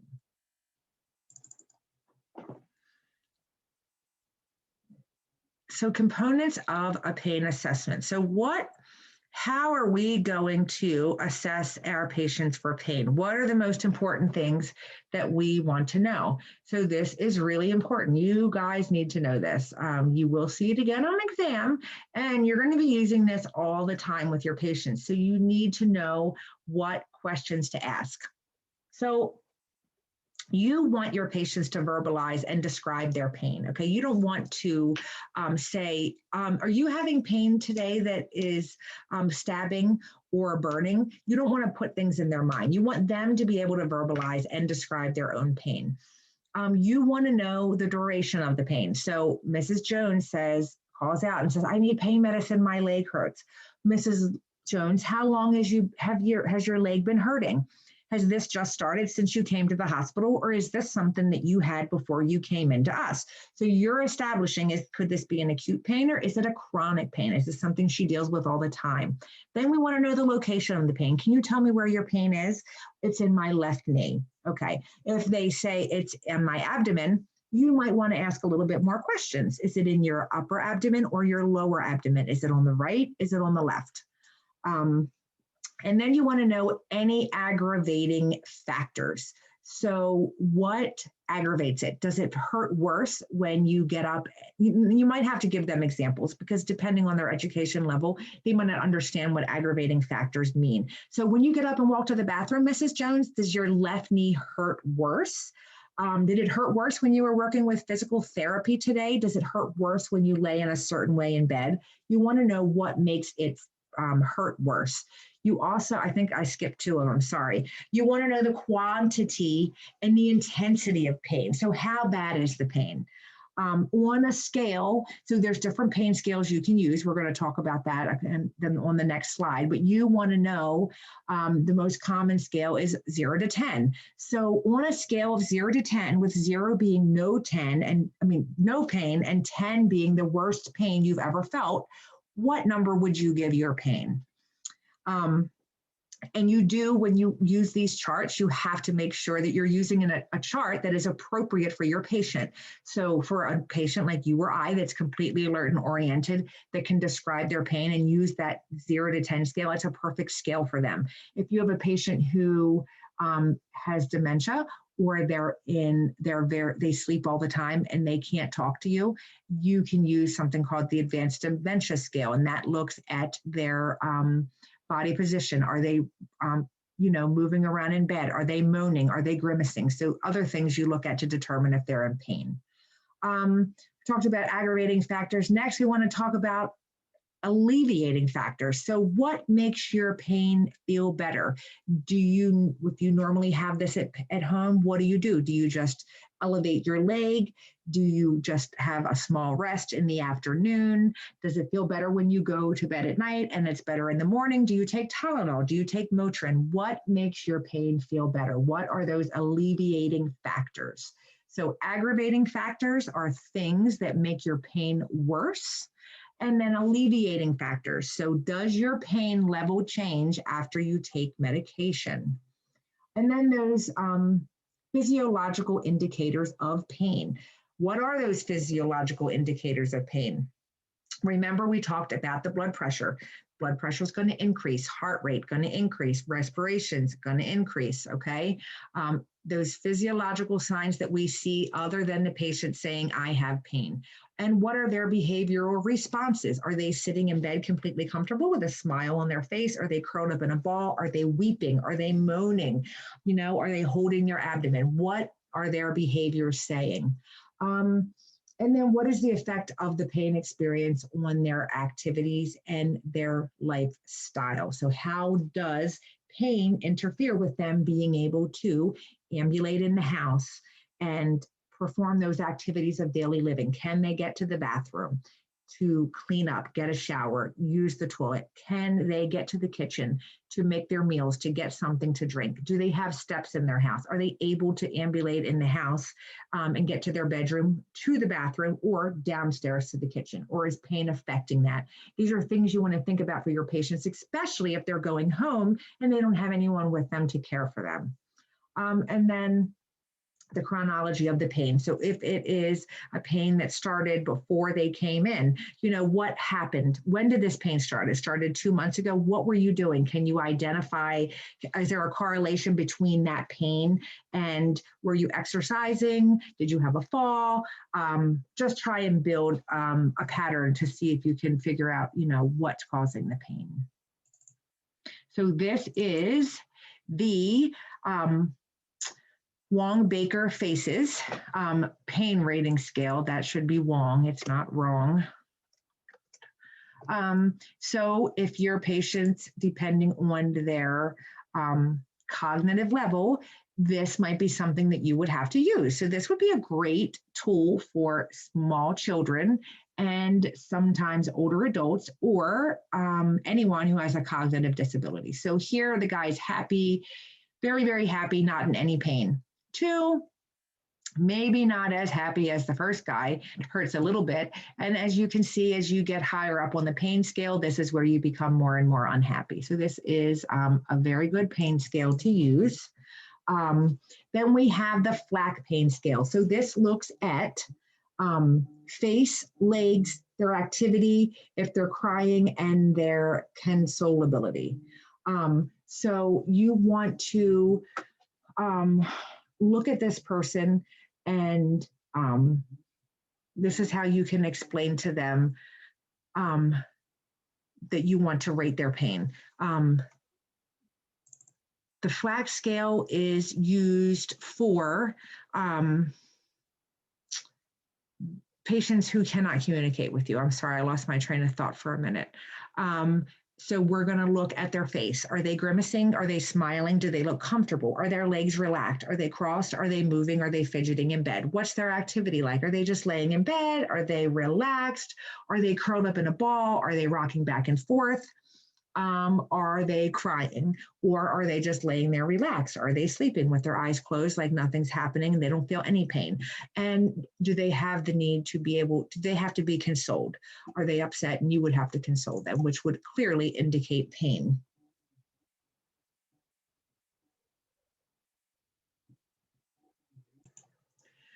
So another scale you can use is the Iowa pain thermometer. You can show this to your patients. Depending on where their pain is, red would be the most imaginable pain, the most intense manageable pain, and then all the way down here on the blue would be no pain at all. So there's a couple different ones that you can use. So nursing diagnoses related to pain. Acute pain related to physical injury, recent surgery. The example here is a cholecystectomy, that's a removal of the gallbladder. We have chronic pain related to injury, reports history of migraine headaches for the past 5 years. Ineffective health maintenance related to the loss of will to live secondary to prolonged chronic pain. Fatigue related to lack of relief from chronic pain. Disturbed sleep pattern from inability to fall asleep related to pain worse at night. Constipation related to chronic use of narcotic analgesics, and anxiety related to pain anticipation and inadequate management of the pain management in the past. So this fatigue, you are going to use a lot of these nursing diagnoses because you're going to see a lot of people that have chronic pain. We have very unhealthy people in the United States right now. They have a lot of chronic uncontrolled issues. So you are going to be mainly treating those populations of people if you work in the hospital setting. Also, this fatigue from the chronic pain, this anxiety related to pain, you're going to see a lot of patients with anxiety, and then this constipation too, because remember I said, whenever you have a patient that has pain, you're giving them these narcotic analgesics, they're at a risk for having constipation. All right, so implementing, we want to make sure that we are establishing a trusting nurse-patient relationship. So you want to make sure that you are an active listener. You want to make sure you advocate for your patient. If their vital signs look like they're in pain, but they're not saying it, or they are saying they're not in pain, but they're curled up, you want to make sure you're investigating more, get to the bottom of it, make sure that they feel like they can talk to you, that they know that you're in their corner and that you want to help them feel better. Some patients might be scared of taking medication because they're afraid they're going to get addicted to it. So educating them that if it's given in the proper way and taken the proper way for the recommended amount of time, that they won't have an issue. We want to manipulate factors that are affecting the pain experience. So you want to make sure you're recognizing their pain as soon as possible. Offer non-pharmacological interventions as well as pharmacological interventions. Create comfortable environments for them. Make sure that they have a clean bed to lay in. Offer them different positions. Recommend music. We're going to talk a little bit more about some non-pharmacological issues in the next slide. We want to make sure that we review pain control measures with the patient, including those complementary and alternative relief measures. And then we want to consider ethical and legal responsibilities to pain relief. So again, make sure that we are looking at our own biases and that we are advocating for our patients. We're making sure and understanding that they are entitled to a pain assessment and that they have the right to pain control. And then teaching the patient about pain, where it comes from, some things that can make it worse, how to get relief from pain. So one of the things that might be implemented for your patient is, we talked a couple slides back, is a TENS unit. A TENS unit is a very non-invasive alternative technique to relieve pain. It involves electrical stimulation from electrical stimulation of those large diameter fibers to inhibit transmission of the painful impulses that are then carried over to the small diameter fibers. The TENS unit is a battery-powered portable unit. It has lead wires and a cutaneous electrode pad that you use to apply to wherever the painful area is. It does meet a prescription, so you would have to get this from a provider. It does report good as being effective in reducing some post-operative pains.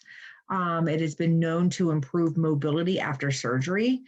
Patients that have chronic back issues swear by these. They say that they really get a lot of relief from them. More positive results are achieved when you use this as an adjunct to physical therapy. And the TENS unit can be applied intermittently throughout the day, or they can also wear it for extended periods of time, depending on whatever the provider orders. So what are some non-pharmacological pain relief measures? We can use distraction.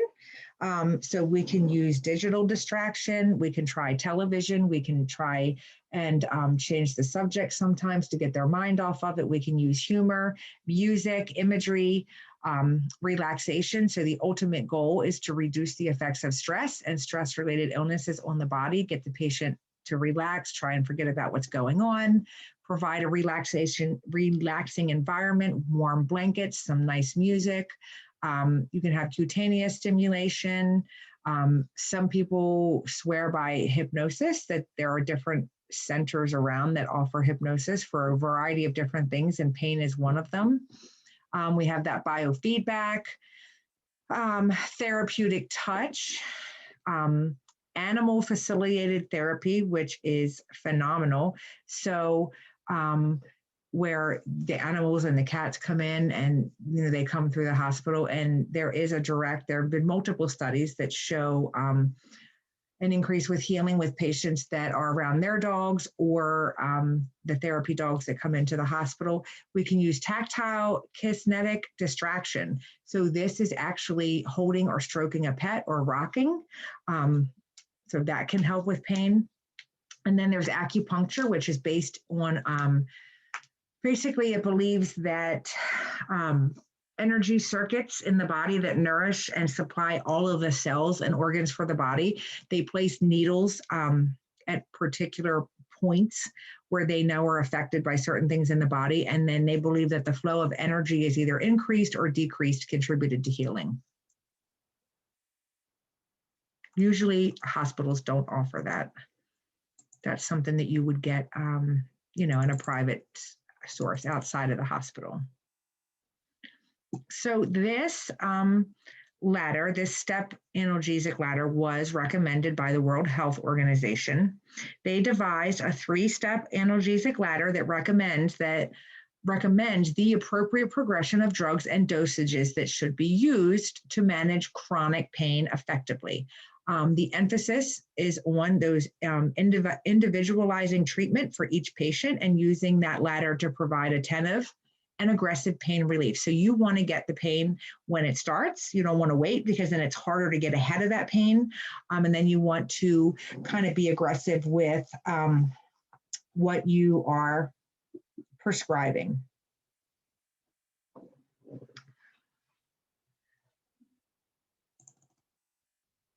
So pharmacologic pain relief, what can we use?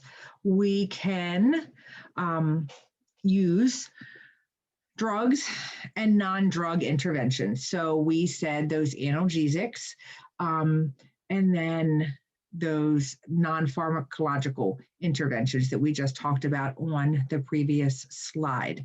So the drugs that we can use NSAIDs, we can use opioids, adjuvant analgesics. There's a whole list of medications we can use. We can use techniques for pain management. So, things that they can do at home. So maybe if they know that their back hurts and they have to work full time, maybe every 3 hours they get up from their chair and they stretch for 5 minutes, or Maybe they cut their work, they only work part-time now, or any kind of intervention that helps control their pain. Any techniques that that helps control their pain is what you would want to teach them. And that can be things that they already know, or that could be new things that you're teaching them. We have brain blocking perception, where this is done, sometimes this is done through hypnosis.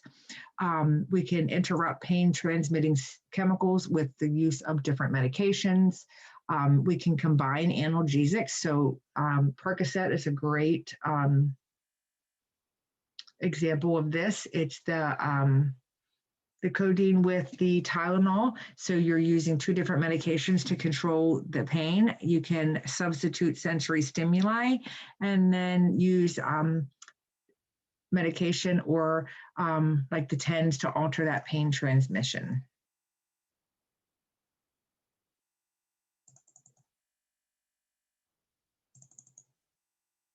All right, so methods of pain medication administration. So what are the different routes? So we can give medicines orally, right? We can give them through IVs. We can give them rectally. Some pain medicines come through suppositories. Some of them can be patches. So an analgesic is any pharmaceutical agent that is used to relieve pain. And that's your oral, your rectal, your transdermal, and your parental. We have what's called an equine analgesic dose. This is when you are changing from a parental to an oral route. The provider wants to administer an equal analgesic dose, an oral dose that's going to provide the same level of pain relief as when the drug is given by the parental route. So I told you earlier that we give IV pain medicines and they work quicker, but they don't last as long. And we know oral pain medicines last longer, but they take a longer time to work. So there's always a difference in the dose between the IV and the oral dose. So that's what we're talking about there. Then we have a PCA pump, which is a patient-controlled analgesia. That's not what we call it in the setting, in the healthcare setting. You're going to be here called as a PCA. And what that is we would put them on a pump. It would be hooked up to their IV. It's a locked box. It has settings that the doctor decides how often they're going to get it. They would push the button, and then they would get a dose of their medicine each time they pushed it, if it was in the parameter. So usually the parameter, and we're going to talk about this a couple more slides down, but usually it has different settings. So you can only have so much per hour, and that you can only hit it like every 8 minutes. It won't allow the patient to overdose themselves. So it's very structured. You have intraspinal analgesia, which is where a narcotic or a local anesthetic is put right into that subarachnoid or that epidural space of the spinal cord. Usually it's inserted by an anesthesiologist or a physician, and it goes through a catheter. The intraspinal analgesic is administered several times per day, or it can be a continuous low-dose infusion. This usually provides a good amount of pain relief with minimal systemic drug effects. So it is, a lot of doctors choose to use this. Then you have your palliative sedation, which is the controlled administration of a sedative medication, because you are trying to eliminate a patient who is going to die. You are trying to eliminate their intractable pain and their suffering. So this is only used when there is no other means available to eliminate the suffering without speeding up or slowing down the dying process. So opioid analgesics. This is also an important slide. Opioids are considered effective when we are trying to relieve pain that is peripheral nociceptive in nature, such as cancer pain. Remember, we said cancer pain can also be nerve related, so you have to know exactly what type of pain they're having. Weak opioid analgesics, these are going to be your codeine and your tramadol, and then your stronger ones are your morphine, your Dilaudid, your oxycodone. Hydromorphone is Dilaudid. Most of the common side effects that you're going to see from these opioids are respiratory depression, sedation, nausea, and constipation. So what are you going to want to do for these patients? You are going to want to watch their blood pressure and respiratory rate. So if you have a patient who has under a 12 respiratory rate and their blood pressure is low, then they might have had too much medication. You're going to want to increase their fluid intake, their fiber intake, because they can cause constipation. They might even need to have a mild laxative or a stool softener. Okay, so increase those fluids, increase that fiber, offer a mild laxative or a stool softener, and you're going to watch that blood pressure and that respiratory rate. There is a risk of physical dependence with opioid analgesics. It is a phenomenon in which the body physiologically becomes accustomed to the opioid therapy and suffers from withdrawal symptoms if the opioid is suddenly removed. And those withdrawal symptoms can be nausea, vomiting, diarrhea, flu-like pains, body aches. They can also develop a tolerance. So we see this with our chronic pain patients. This is why they go to a pain management. This occurs when the body becomes used to the opioid that they've been taking, that dose, and then they eventually start to need a larger dose to get that pain relief because now their body's used to the original amount that they got and it's not effective anymore. Then we have addiction, which is different from physical dependence. So addiction is a chronic relapsing brain disease that is characterized by compulsive drug-seeking behavior and use despite harmful consequences. So patients that suffer from addiction lose everything they have. They give up everything that they can for this drug. They engage in behaviors that they would never engage in, and the person that they are when they're an addict is not really the person that they really are. They are being driven to make these choices because their body is going through withdrawal and they are physically addicted to these opioids. If they don't take them, they're going to get sick. They're going to feel terrible. They're going to be very, very uncomfortable. They'll steal. They'll go to great lengths to get what they need in order to have the high that they're used to having. And it's a big issue in our country right now. It is an epidemic, and you will treat a lot of patients who suffer from addiction, especially if you're in the hospital setting. And then we want to talk about naloxone. So naloxone should be a drug that is ordered on your medication, on your MAR, your medication administration record, if they have narcotics ordered, because you know that there's always the possibility that they could respond not in a good way, and the medication could they could overdose from the medication. So you want to have naloxone on board because this is the medicine that blocks the analgesic effect of the opioid. It can be administered IV or that nasal form. It takes within 1 minute or 2 minutes, the clients open their eyes and then they're able to respond to the nurse. It doesn't even take a minute usually. Usually if you have to give a second dose, it might take a minute, but it usually happens within 20 to 30 seconds from my experience. But it could take 1 to 2 minutes, I guess, depending on the person.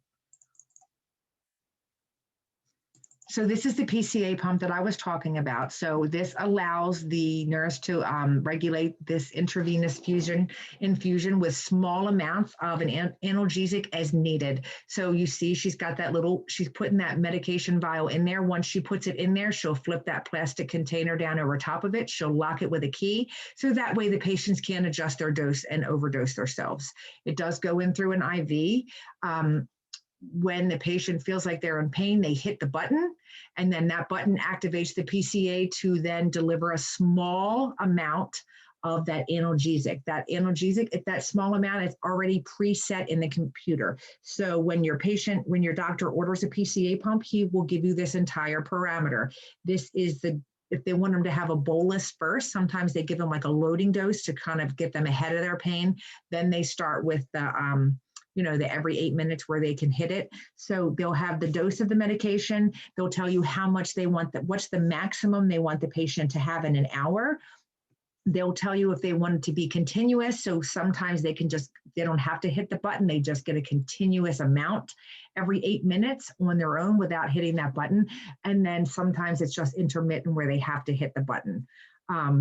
And then they will determine what they call the lockout. So that means that the patient can only get the medicine every eight minutes. Usually that's what it is in our setting. They can push that button once every 8 minutes. They can push it every 2 minutes or every minute if they like, but they're not going to get it until that 8 minutes has actually lapsed.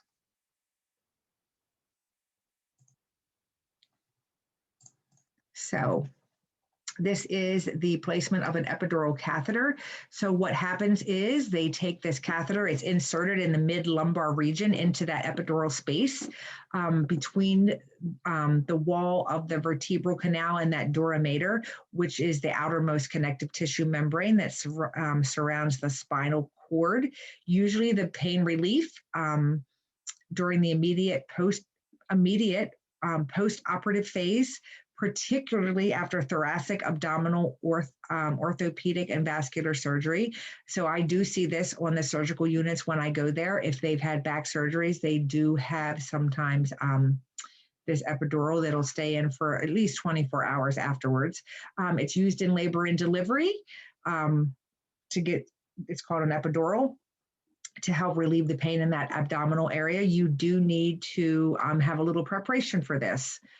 So it's very important if you're working in labor and delivery that you recognize, you try to, explain to the patient if they think they're going to need one, that this is the time that we do it, because there's a little bit of process that goes along with getting it. So you have to get 1,000 ml unit of, 1,000 ml bag of IV fluids first, because this does cause hypotension. So we want to build up that volume so that when we do the epidural, it doesn't drop their blood pressure too much. And then usually post-procedure, they are connected to an infusion pump, depending on how things went for, I don't know, maybe 2 or 3 hours. And then we can also administer medication through there, such as morphine and fentanyl.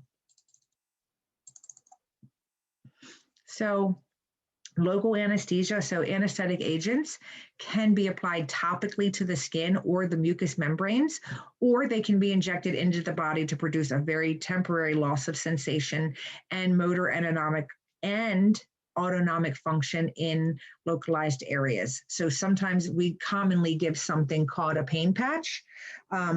It's just a little white patch that we take off and we put on. We can put it anywhere where the patient has pain.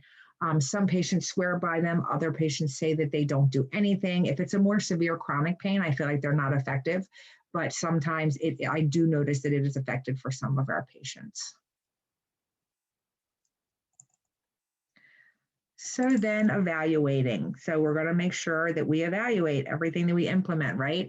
Evaluation is directed towards the changing nature of the pain experience, the treatment modalities, so that pain management program, and the patient and family's response to the care plan, all which overlap each other. And the next one we are going to talk about is teaching and learning. So let me pull those slides up.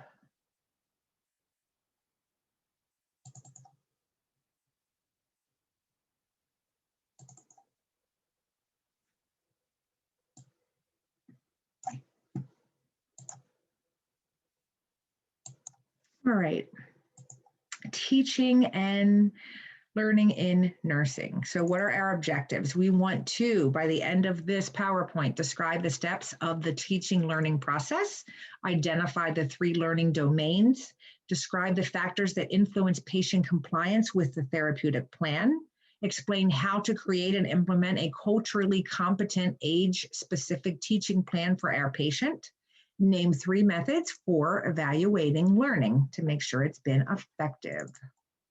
So, effective communication is essential in the teaching learning process.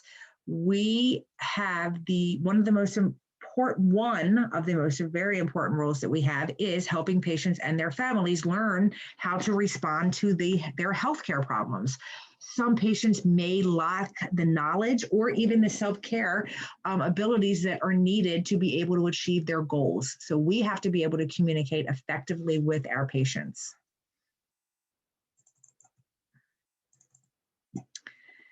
All right, so research supports the fact that educated patients experience better health and suffer fewer complications.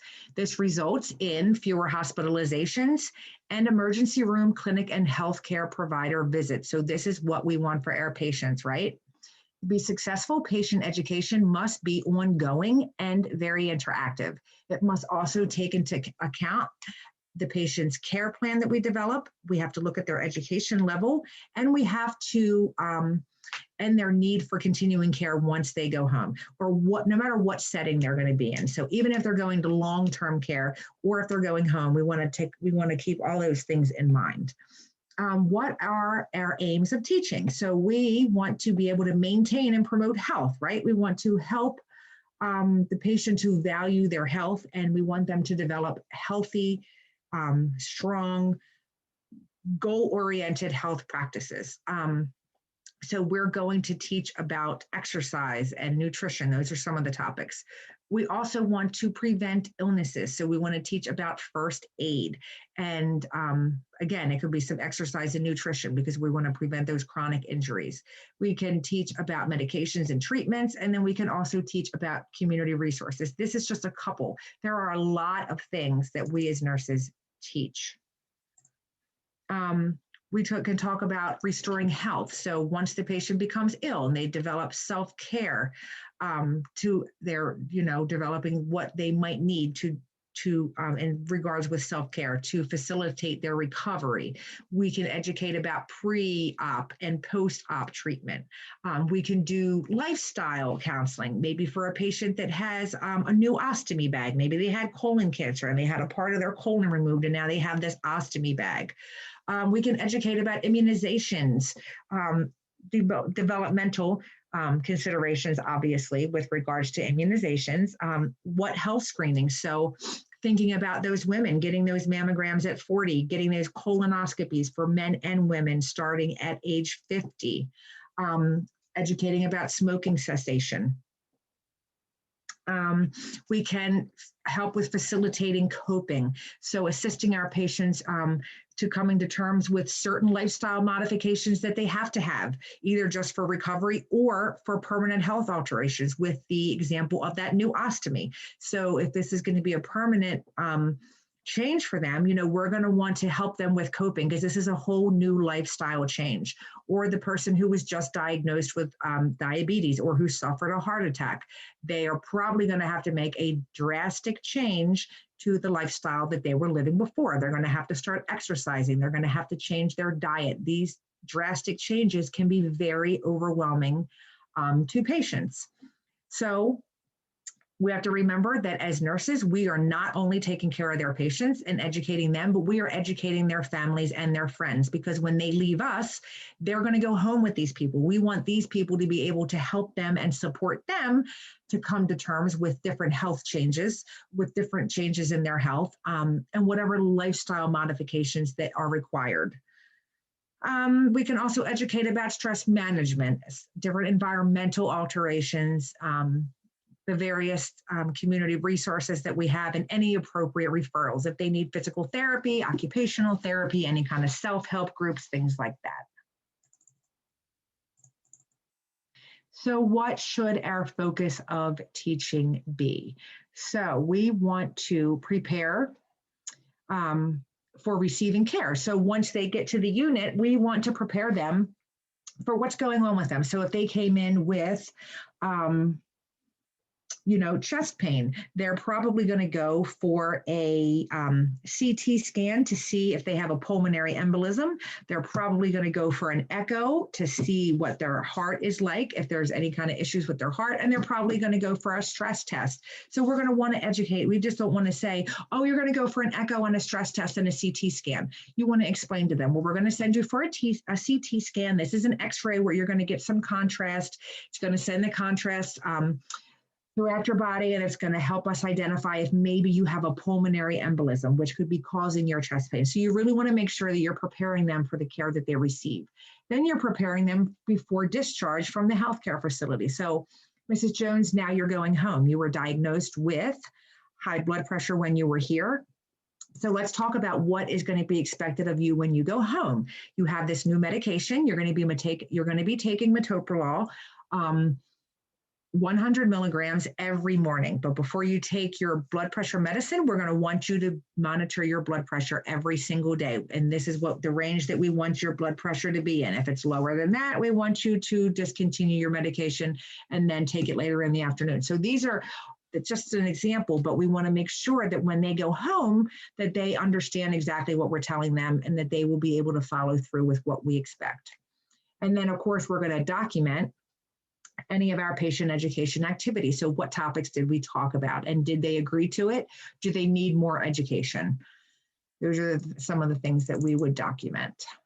What are our outcomes of teaching? How do we know our teaching has been successful? Well, there's going to be a high level of wellness and related self-care practices. You're going to see it. They're going to be making, see, in the hospital setting, you don't always get to see what happens after you leave them. But if you're in the primary care setting and you're educating, you're going to see them again. So you're going to see the outcomes of this teaching.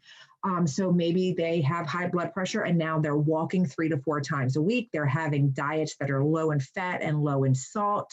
They're watching their processed food. They're going to have disease prevention or early detection. So they're going to be able to tell you, oh, I went for my mammogram last year, or I went for my pap smear like I was supposed to, or I had my colonoscopy at this age. These are the things your patients are going to tell you when they come into those preventative offices. They're going to have quick recovery from trauma or illness with minimal or no complications, because you guys are going to be on the same page. You're going to educate them and they're going to follow through with what's expected. They're going to have an enhanced ability to adjust to developmental life changes and acute, chronic, or terminal illnesses. And then family acceptance of lifestyles necessitated by injuries or disabilities. So this is why the family is so important. If they are diagnosed with cancer, or they were in a car accident and they lost one of their limbs and they can't work anymore, whatever the situation is, their family is going to be their biggest support system. And if they don't know how to support them, or they don't know what the expectations are, then the patient is probably not going to be successful. So when we teach, we can use this little mnemonic guide here. It's teach. The T stands for tune into the patient. So make sure you're looking at the patient. Make sure that you have time to teach. Make sure you have time set aside that you are giving your patient your undivided attention. Don't try to teach them when you're walking around the room, setting up IVs, removing IVs, doing other things. Give them your undivided attention. E would be edit your patient information. Make sure there's any changes that you need to make. You make any changes. A is act on every teaching moment. So every time you have an opportunity to teach them something, make sure that you do, even if it's little. Showing them how to administer their medication, talking to them. So maybe a good example of this is when I have new diabetics come in, and if I'm there for a couple days and I happen to be there the first day they get diagnosed, I don't teach them the very first day how to do their own injections. I will talk to them the first day about how we are monitoring their blood sugar. So when you go home, you're probably going to be monitoring your blood sugar in the morning, and then you're going to check it before meals. Because as they're in the hospital, they're going to be there for a couple of days, and they're also going to get education from your diabetes department, but it needs to be gradual, because all of being diagnosed with diabetes can be very scary. The lifestyles that they have to, the lifestyle changes that they have to take on are also very overwhelming. So you want to kind of start off slow. So the first day I talked to them about some better food choices. Well, how about if we avoid this, this, and this, but let's do this. Let's order this. This is probably a better choice. We want to stay away from the breads and the things that are high in sugars. And this is how I'm deciding what your insulin coverage is. I'm looking at your blood sugar, and then I'm looking at the scale. And if your blood sugar falls between this number and this number, this is how many units of insulin I'm giving you. And then you talk to them about their, what signs and symptoms are of high blood sugar and low blood sugar. So, and then the next day when you come in, you might talk to them about the actual injection process. So what are the places to give injections? And then by the third day, then you're actually having them do it. So act on every little moment. You don't have to do the whole teaching right there, but you can do it gradually as you have time. Clarify often. Often, these things are, first of all, some people don't have a lot of medical terminology, so we want to make sure that we're using words that they understand. And then we want to make sure that they understand what we're saying. So try not to talk too fast.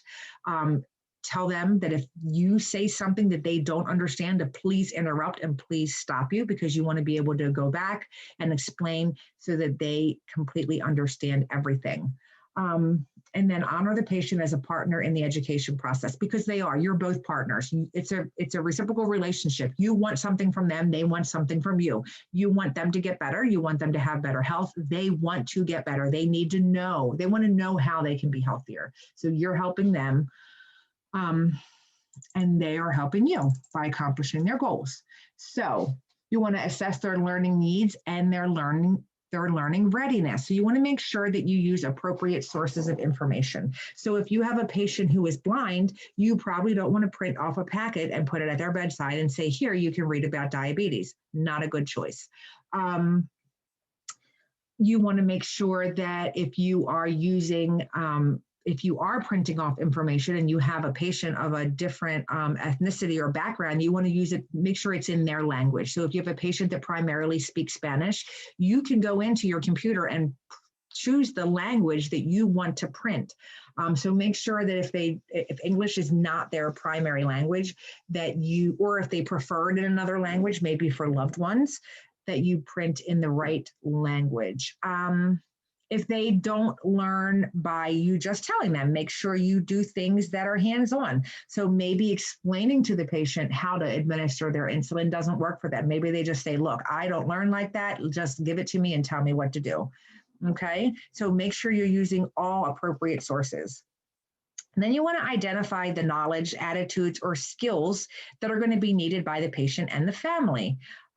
So again, making sure that you are looking at their educational level, their cognitive level. How are you going to have to break down this information so that they understand it? What kind of skills are going to be needed? Do you think that the patient and the family can do these skills? Maybe they need a home care nurse to follow them at home to make sure that they're really getting used to this. If you have a patient who has drains and they need to empty the drains, and the patient says, there is no way that I can ever empty my own drains. I'll throw up on myself every day. I can't even stand the sight of blood. And then the wife says, well, we're screwed because I can't do it either. I don't know what we're going to do. You're going to have to just stay in the hospital. So then that's when you would get in touch with the caseworker and say, look, these guys are going to need a nurse to follow them at home because they don't have the skills needed to be able to manage these drainages, these drain pumps. You want to assess the patient's emotional and readiness to learn. If the patient just heard something that they don't want to hear, or maybe their surgery didn't go as well as planned, or maybe they had to have surgery and they didn't want surgery, that's probably not the most appropriate time to teach them. They're not going to listen to what you're saying. They're going to be distracted. Their mind's going to be somewhere else. If they're in pain, probably not a good time because they're going to be concentrating on their pain. If you know they're working with PT and OT and they're going to be discharged that day, you probably want to go over some of your important things early in the morning after they've had breakfast, when they're at rest and they don't have a lot on their mind and they're more open to learning. If they are hungry or if they work with PT and OT, they might be in pain and they really might not be receptive to whatever you are trying to teach them. Assess those factors again.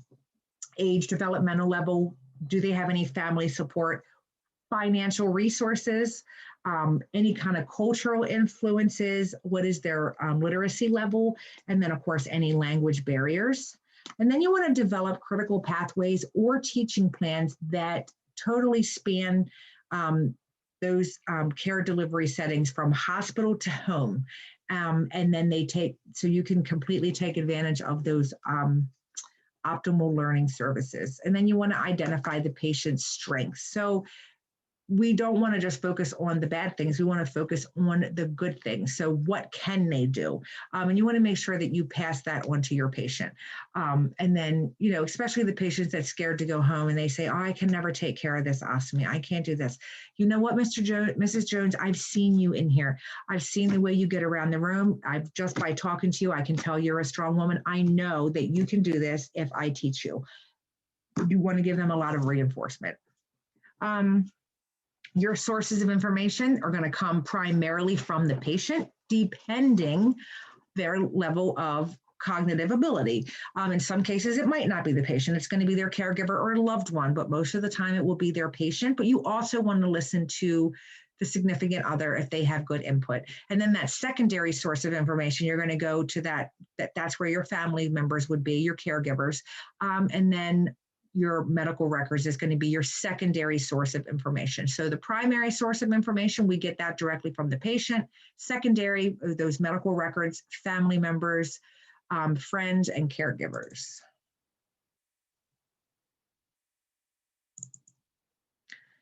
All right, so when we are teaching and they are learning, we want to diagnose the patient's learning leads.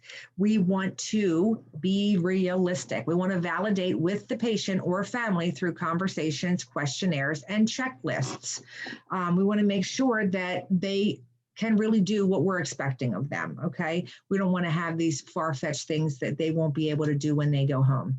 When we're developing our learning outcomes, we want to be realistic and we want to prioritize those things that are really important first. We want to decide what domain of learning it is. Is it cognitive? Is it psychomotor? Is it affective? We're going to talk more about these.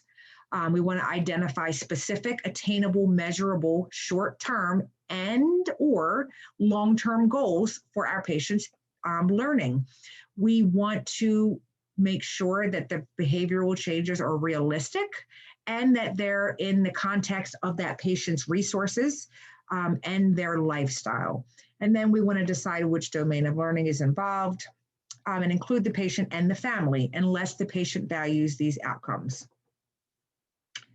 Little learning is likely to occur.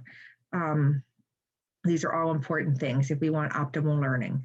We want to develop a teaching plan for our patients. So we want to select content, make sure that we put that content in a sequencing format that is easy to understand and that we use appropriate teaching strategies and or activities that help them learn. We want to be able to relate that teaching content to the patient's learning style, however they learn, whatever their interests are. We want to think about what their resources are. If we're teaching them about things that they don't have any resource to, it's a waste of their time. And then we want to think about their everyday living. Is this something they're going to be able to incorporate into their everyday living? We want to pay careful attention to time constraints, scheduling, and the physical environment. And then decide on group versus individual teaching. So it's possible, depending on where you work and what you're doing, that you're doing group teaching. Maybe you're doing a group teaching for employee health about the risk of back injuries in the workplace. So that is most definitely something that you could teach in a group setting. Depending on what you're teaching, it might be better in an individual setting and more formal versus, other ways of teaching. And then sometimes you can depending, we don't usually do this in the hospital, but outpatient centers do this. You can formulate a verbal or a written contract with the patient that this is what you're expecting of me. This is what I'm expecting of you. Implementing teaching plan and strategies. So You want to make sure that you prepare their physical environment with attention to comfort and privacy. So you want to make sure that there's no distractions there. You want to make sure that they are comfortable so that they can really focus on you. You want to make sure that you're communicating effectively with whoever you're teaching. Whether it's small group, individual, or large group, you want to make sure you gather all your audiovisual materials and equipment if that's how you're going to teach. You want to have everything that you need to teach. So if it's going to be visual, make sure you have that. If it's just going to be your speaking, make sure that you have a list with you of all the things you want to cover. You want to make sure you're delivering the content in a very organized, easy to follow manner. And you want to be flexible with the patient. Because you want them to be able to listen to you. So if they tell you that, it's been 25 minutes and I don't think I can listen to you anymore, I'm starting to feel overwhelmed. Okay, Mrs. Jones, that's no problem. You did a great job today. I'm sorry that you're overwhelmed. I understand why you are. This is a lot of new information. You did great. How about if I come back after dinner and we talk a little bit more, and then we can kind of meet again tomorrow and go over all the stuff we discussed just to make sure you understand. Okay, so be flexible. Keep your teaching sessions short. You don't want to teach over an hour. When we're teaching these 4-hour lectures, what do you guys feel like at the end of 2 hours? Your head's down on the counter, you're rolling your eyes, you're exhausted. Sometimes you just feel like you can't even take any more information. Well, it's even worse with people who are overwhelmed, have anxiety, and they have all this new information, okay? So maybe 25, 30 minutes at a time, 15 minutes too, depending on what you're teaching.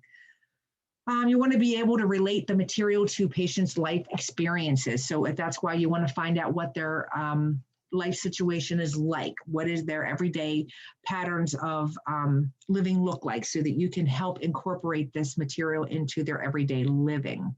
And then you want to assess their verbal and nonverbal feedback. So are they able to engage with you? Are they asking questions? Do they seem like they're really retaining the information, or are they just sitting there looking at you like they just want you to get out of their room?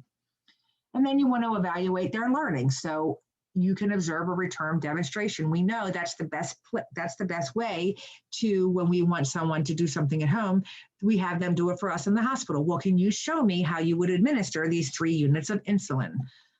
That's a great teaching technique. You can ask the patient to restate the instructions. So tell me again, Mrs. Jones, what time of the day are you going to take this medicine, and what are you going to look for before you take it? Ask the patient questions to determine whether teaching reinforcement is needed. So kind of like a little quiz. If they can answer right, then you know they've been paying attention and they understand.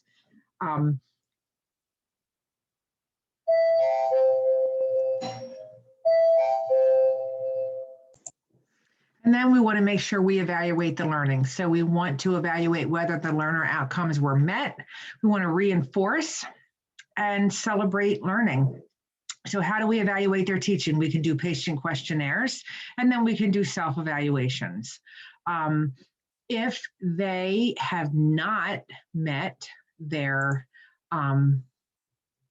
requirements for learning, then we would have to develop learning outcome. We would have to develop different strategies to try and make sure that they were able to, be compliant and perform the necessary strategies needed to comply with the education.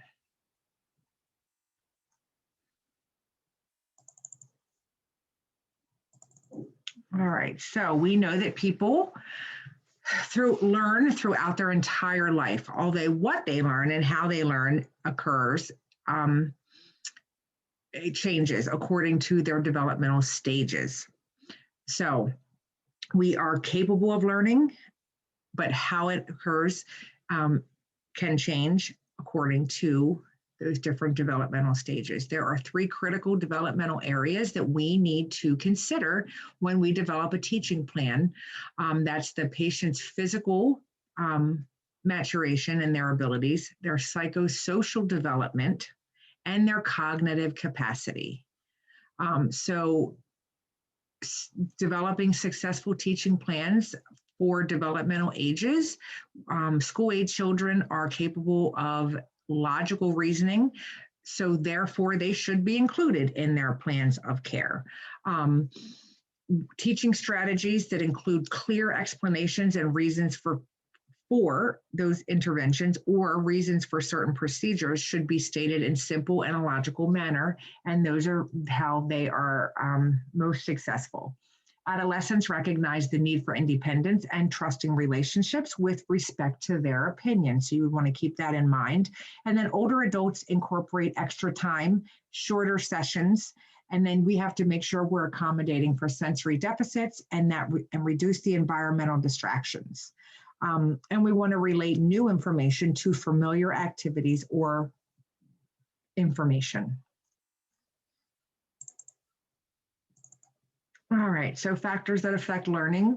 We know that age and developmental learning do.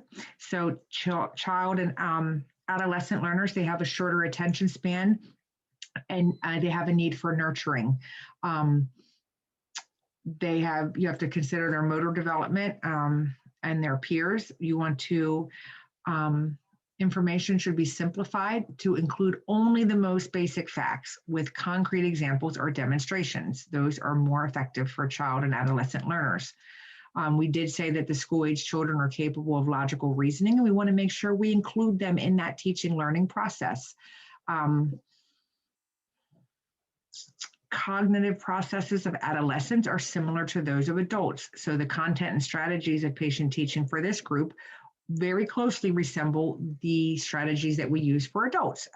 Adult learners tend to work best with shorter teaching sessions. You want to make sure you're accommodating for any sensory deficits. You want to reduce the environmental distractions. You want to remember when you're developing a teacher plan for an older adult that you identify any learning barriers, such as sensory loss, any kind of limited physical mobility, an inability to comply with the recommended therapeutic regimen, whatever that is, medical or physical. So some of the sensory deficits that I'm thinking about would be if they had cataracts or glaucoma, that could cause a vision change.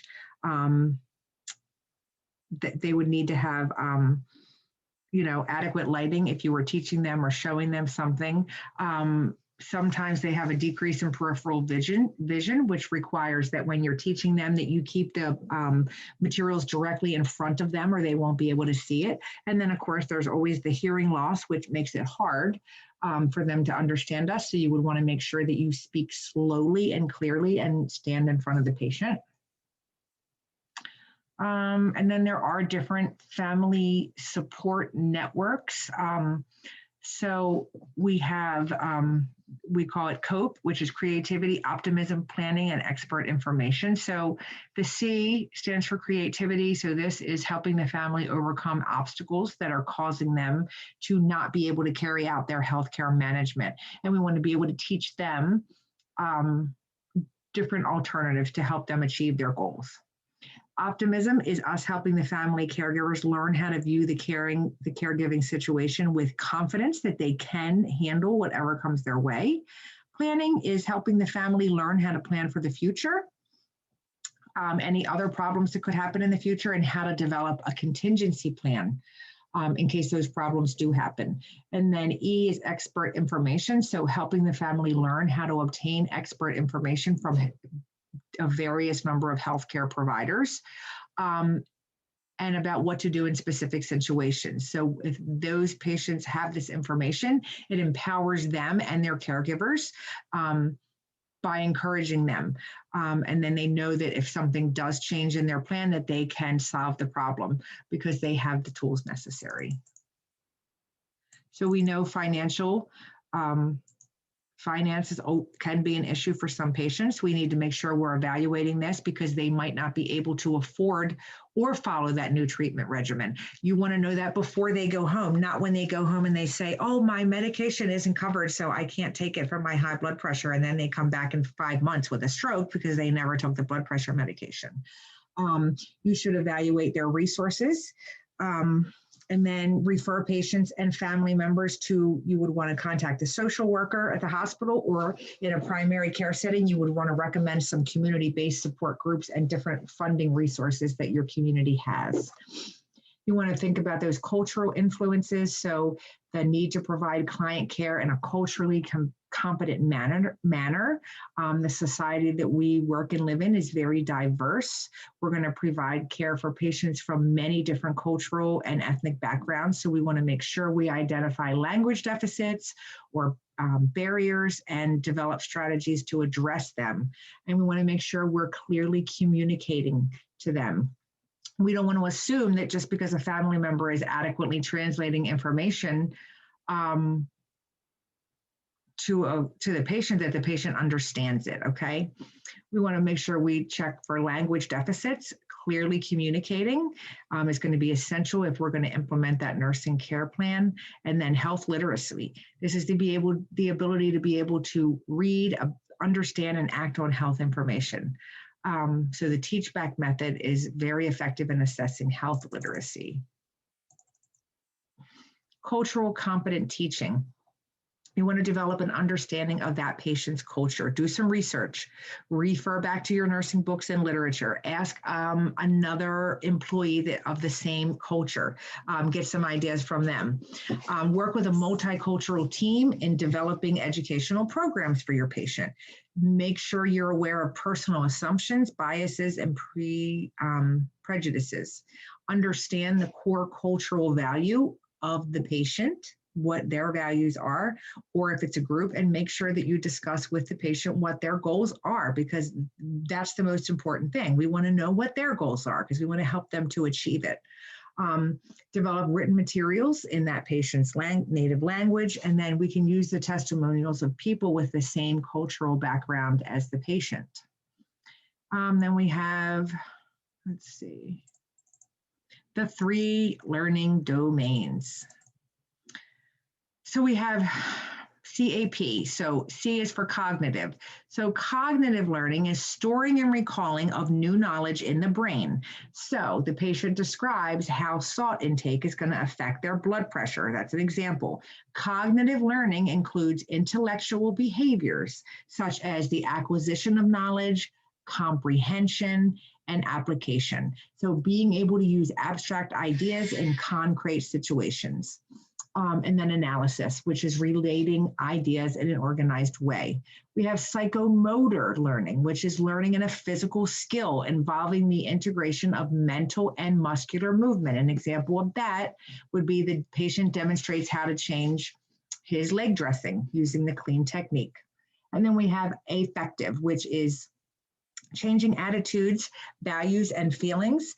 The example for affective learning would be that the patient expresses a renewed self-confidence after going to physical therapy. So cognitive, psychomotor, and affective. Those are the 3 learning domains. This is important. You guys want to know about these domains. There is a suggested teaching strategy according to the domains. So a way for you guys to remember this is that cognitive is knowledge, psychomotor is action, and affective is feeling. So that's how I think of it. Cognitive is knowledge, psychomotor is going to be action, and then affective is feelings. So for the cognitive domain, you could use lecture, you could use panel, you could use written materials, discovery. It could be individual or group. You could have the affective domain, which would be role modeling, discussion, or any kind of audio-visual materials. And then psychomotor is demonstrated discovery. So learning on, use themselves being involved in learning on their own with you, obviously, but doing it themselves, and then printed materials.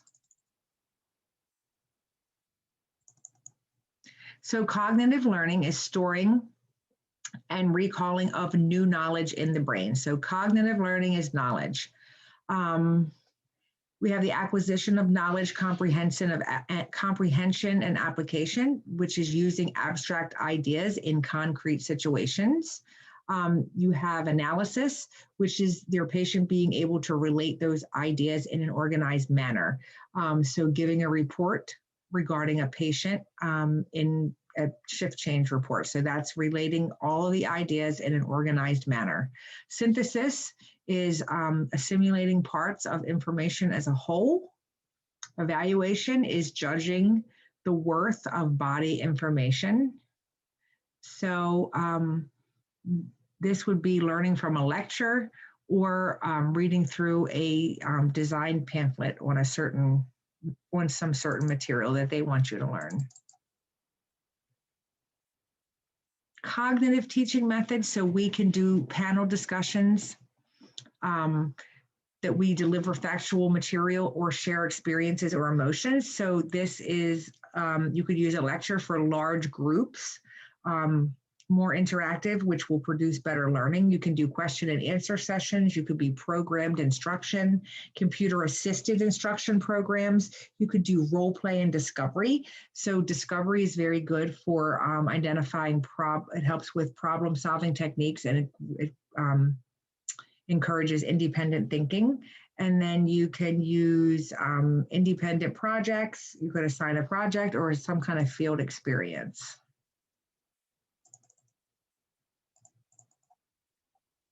So which of the following is an example of cognitive learning? A patient demonstrates how to change his wound dressing. A new mother follows instructions for caring for the umbilical cord. A patient describes how to portion food to maintain within a prescribed caloric range, or a patient expresses renewed confidence following a teaching session on caring for her mother at home. So cognitive is knowledge. So which one of this is knowledge? A would be psychomotor, right? They're actually doing something. Expressing renewed confidence following a teaching session, we said that's going to be effective. So we know it's not A and we know it's not D. So cognitive learning involves the storing and recalling of new information. So the answer is C. A patient describes how to portion food to maintain within a prescribed caloric range. You need to know your domains and the appropriate teaching for them. Psychomotor is learning a physical skill involving integration of mental and muscular activity, which may or may not involve a return demonstration. You can do mental and muscular integration, which involves physical activity. You can do a return demonstration of insulin administration. That would be a good example. And then you can do a demonstration of techniques, procedures, exercises, and the use of specialized equipment, which is always an effective teaching strategy. So teaching your patients how to do their insulin, showing them how to put on a boot if they have to, wear a certain boot when they go home, if they have to do a dressing change, any kind of stuff like that. So psychomotor. Appropriate teaching methods. So we're going to teach by demonstration, by discovery, which is learning on your own while you're being guided by the educator, those audio visual materials, and then also printed materials. Affective is a change in attitude, values, or feelings. So you're going to look at your feelings, your emotions, your interests, your attitudes, your values, and what you appreciate. An example would be that the client displays a renewed self-confidence in becoming sober. Effective teaching methods are role modeling, discussion, group or one-on-one, audio-visual materials, role-playing, and printed materials. Make sure you guys know what these domains mean and how you could teach your patients in these domains. Which of the following would be the best teaching strategy to teach a patient how to care for an indwelling catheter? Lecture, role modeling, discovery, or demonstration? The answer is D, demonstration. So there are 4 different things that we want to consider when we are assessing patient learning needs. So we want to identify what the patient, to them, is important to learn, as well as any new knowledge, any attitudes that they have, or any skills that are going to be necessary for the patients and their families to learn to manage their healthcare. So what does the patient think is important? because maybe he doesn't understand what the focus should be. So you want to know what he wants, or maybe maybe he has ideas that it should be a certain way, or this is what's really important to him. So we want to know from the patient what is important. After we have that down, then we want to focus on their learning readiness. So we know that their anxiety, their motivation for learning, their willingness to engage in that teaching learning process, these are all things that are going to affect their learning. So again, are they hungry? Have they not eaten? Did they just work with physical therapy? Are they in pain? Are they ready to really learn? We need to look at these things. Then we want to look at barriers. So are they in denial that they even have an issue and that they really have to do this? Do they have a lack of physical endurance? Are they physically going to be able to do what's needed when they get home? Do they not have money to pay for certain things? Do they not have family support? And then we want to look at perception. So what is their perception of what's going on? Do they even think that they're sick? You want to look at those, what is their perception of how things are? How serious is it? What is it going to take? Another element is going to be their ability to learn. So are they able to learn? Are they developmentally challenged sometimes that they are not going to be able to get this new task and we're not going to be able to teach them? The fourth element is going to be the assessment is the patient's strengths. So strengths can be their personal resources that can be used to help facilitate that teaching learning process. So do they have a good family structure? Do they have good, are they able to have financial resources to help them reach their goals? And then motivation. So are they motivated to do this? So what is motivation? So motivation is defined as an internal impulse that encourages action or change. So patients who are ready to learn, who are able and motivated to process new information are able to turn that into developing skills. The way that a patient believes about their health will have a lot of influence on their motivation, depending on what they believe. Ways that we can enhance our patient's motivation is to encourage the patient to view themselves as susceptible to the problem in question. So educating them about what's going on in their life or what they are doing that makes them susceptible maybe to high blood pressure. Well, you're not engaging in physical activity 3 times a week. You are not having a diet that is low in salt, high in fiber, low in fat. Make sure that they can see themselves as susceptible, because then they will have motivation to change things. Making sure that the patients view their health problem as a serious threat. So show them how it's affecting their blood pressure, how it's affecting their heart rate. If they had a heart attack, make sure that they understand the whole process behind that, how it affects their body. And then make sure that the patients believe that there are actions that they can take to reduce the probability of that health problem occurring or developing. So make sure that they really believe it. Make sure that you're presenting the information in a way so that they understand exactly what's going on and exactly how to prevent it. And then we have compliance. So compliance is the patient's ability to be able to follow that treatment plan that you designed and use that information that you taught them. Effective teaching will result with increased compliance. If you follow these rules and you break things down for your patients and they really understand, they can be compliant with what you're teaching them. That's why you want to be very careful when you are planning your educational information, that you take their learning needs and put that into perspective when developing that plan of care, because we want this patient to be able to adhere to the treatment plan. If the patient lacks the required knowledge, attitude, or skills to support health promotion, you want to be able to diagnose the deficiency. So what are some nursing diagnoses that we could use? So we could use deficient knowledge, potential for enhanced health maintenance related to insufficient knowledge regarding post-operative nutritional and rest requirements, signs and symptoms of complications, and positioning.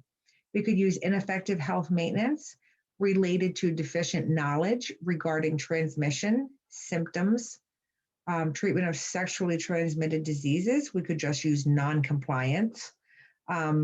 Readiness for enhanced knowledge expresses a desire for knowledge of prevention and symptoms of infection, and then readiness for enhanced self-care. And if you go to page 197, box 97, gives you a sample teaching plan for you guys to look at.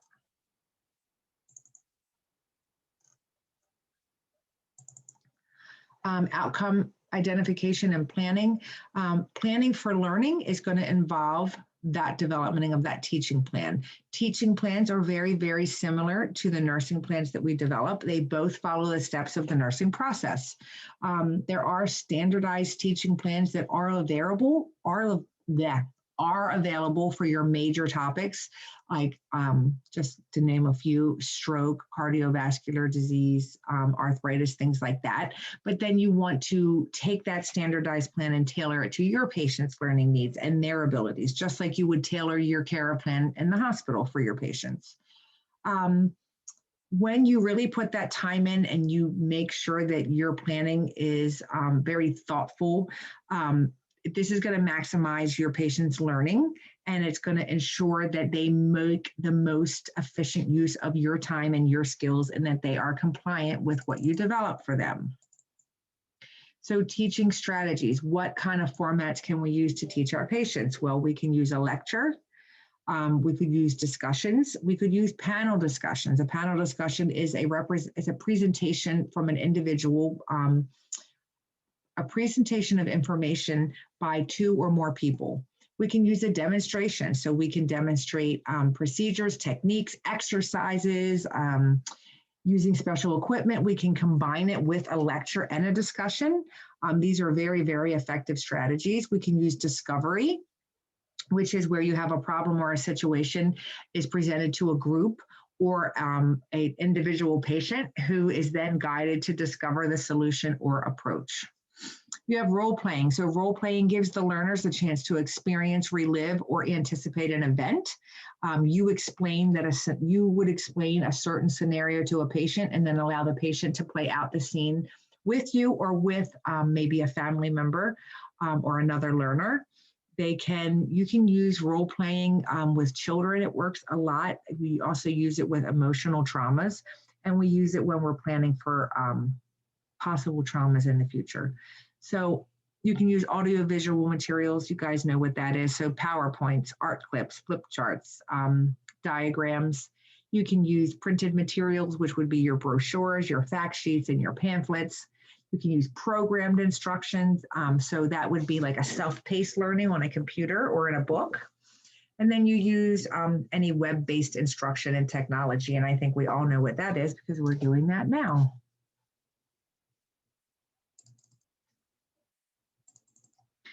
So implementation. This requires interpersonal skill and effective communication techniques, as well as organizational and time management. So what are interventions? Implementing the teaching plan, we're going to want to look at time constraints. So this is often a challenge for nurses because we have to try and find time to meet our patients' needs. So we need to consider time restraints when we're implementing teaching and learning activities. We have to set priorities in order to teach that content thoroughly so that they understand it. Less important content can probably be taught last. So that way the most important things are covered first in case they check out or you have to be called to another room or they just decide, that they don't want to learn anymore today. They're exhausted. Scheduling, it's better to we said this earlier, to plan shorter, more frequent teaching sessions rather than one or two long ones. Doing that shorter session allows that patient to take in all that new information and it prevents them from becoming too tired or overwhelmed. And then they're probably in there because of a health problem. So maybe they can't sit in the bed for that long, or maybe they can't sit in the chair that long, or they need to have a nap. So these are things we want to think about. So usually 15 to 30 minutes is a great time that's well tolerated. Then you have the group versus the individual. We have formal versus informal. And then we have additional considerations to think about when we are implementing teaching. So we want to continuously observe that patient, right, for additional assessment data, because as we gain additional information, that can alter our original teaching plan. We want to make sure that we promote patient learning by being warm and accepting. So our attitude of the way we present to our patient and the way we present the information to the patient is going to have an effect on how they perceive their teaching and if they want to be involved in it. If you take a very condescending attitude and use technical and medical terms, it's not going to be very effective.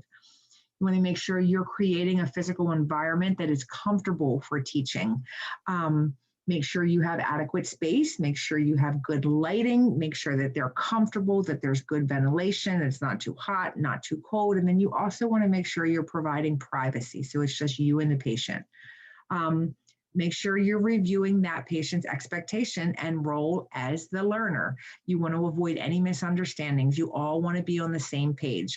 If you're in the outpatient setting, sometimes you have that contractual agreement. You would want to review that before you start implementing the teaching plan. You want to assess your patient's comfort level. Some people are not comfortable learning. You need to recognize this in order to assist the patient to assume that learning role more easily. Be prepared and make sure you're organized. They look to you. You're their role model. They need to be able to value what you say and have respect for you. If you have your stuff thrown all over the place and you are missing a lot of your information, they're not going to recognize you as reputable, and they're probably not going to follow your treatment plan. So make sure you have everything you need for the teaching session. And then make sure that your learning session is interesting and enjoyable for the patient. You should be enthusiastic. You should have a very positive attitude, smile, and try and make the learning fun and creative through your strategies. All right, so we're going to make sure that our patients are achieving their outcome according to what we put in the care plan, right? So there's no way that we can tell that they've actually learned the information without some type of proof or feedback from the patient. So we want to, if we have, we're going to use those, so for patients that learn through the cognitive domain, their learning might be evaluated through oral questioning. Patients that have that affective learning domain might learn through, you might determine that learning has been appropriate or effective through the patient's response. And then psychomotor, you would determine by a return demonstration. The timing and evaluation. So the evaluation of learning is always going to be ongoing. If the learning is only evaluated as soon as it's completed, the results can be misleading because as time goes on and they have to do these things in their home every day, there's always the chance that they might forget something. So you're always on, the learning is always ongoing. People feel encouraged and supported when you acknowledge their efforts, especially when they trust or value your opinion. This is extremely true in healthcare where patients already feel overwhelmed by their illnesses. We want to use a lot of reinforcement, positive reinforcement to affirm that they are doing great with mastering this new knowledge, that they have a great attitude, or that they are doing good with developing these skills to change their dressing or whatever it is you're teaching them. Criticism or punishment, not effective. It produces an undesirable behavior, and usually they ignore you. The purpose of evaluating your teaching is that you can identify your strengths and work on your own improvement for your weaknesses. So you always want to evaluate yourself as the teacher and see where you can improve. And then revising your plan. So obviously, if they're you are during your evaluation phase, you or your patient might decide that revisions are needed. So you would revise that plan and then start the process all over again.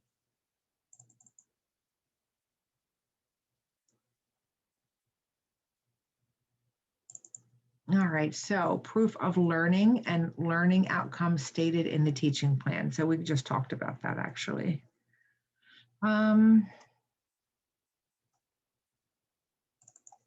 Documenting. If it wasn't documented, it wasn't done, right? Even our teaching. So, as nurses, we need to remember that we are legally responsible for documenting our teaching in the patient's health record. This is something I document every shift. I have an education section and I have to document in that. And I have to talk about what topics I discussed with them and if I thought that the teaching was effective. So documentation of that learning teaching process is going to include a summary of what you learned, what they learned, what was taught, what your plan was, and then the implementation of the plan and an evaluation of any results that you've seen. That evaluative statement is crucial, and it shows concrete evidence that the demonstration that demonstrates that learning between you and the patient has occurred. If the desired learning has not occurred, your notes or that electronic healthcare record should indicate that updated plans to address the problem or how the problem was resolved. So tips to promoting compliance: be certain that healthcare instructions are understandable and designed to support your patient goals. Include the family and the patient as partners in the teaching learning process. They're together, they help each other so that their teaching is, the plan is going to be effective. Utilize those interactive teaching strategies and remember that teaching and learning are processes that rely on very strong interpersonal relationships with families and patients.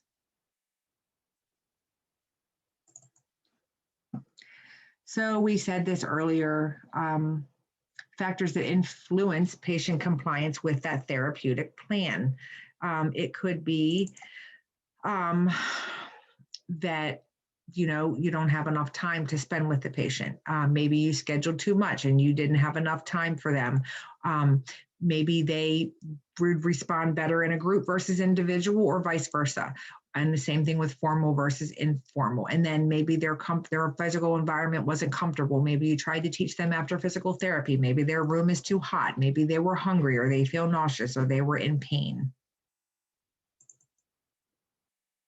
You should also make sure that so we don't do this in the hospital, but in the outpatient setting, you might do this. This is where you formulate these contractual agreements between you and the patient.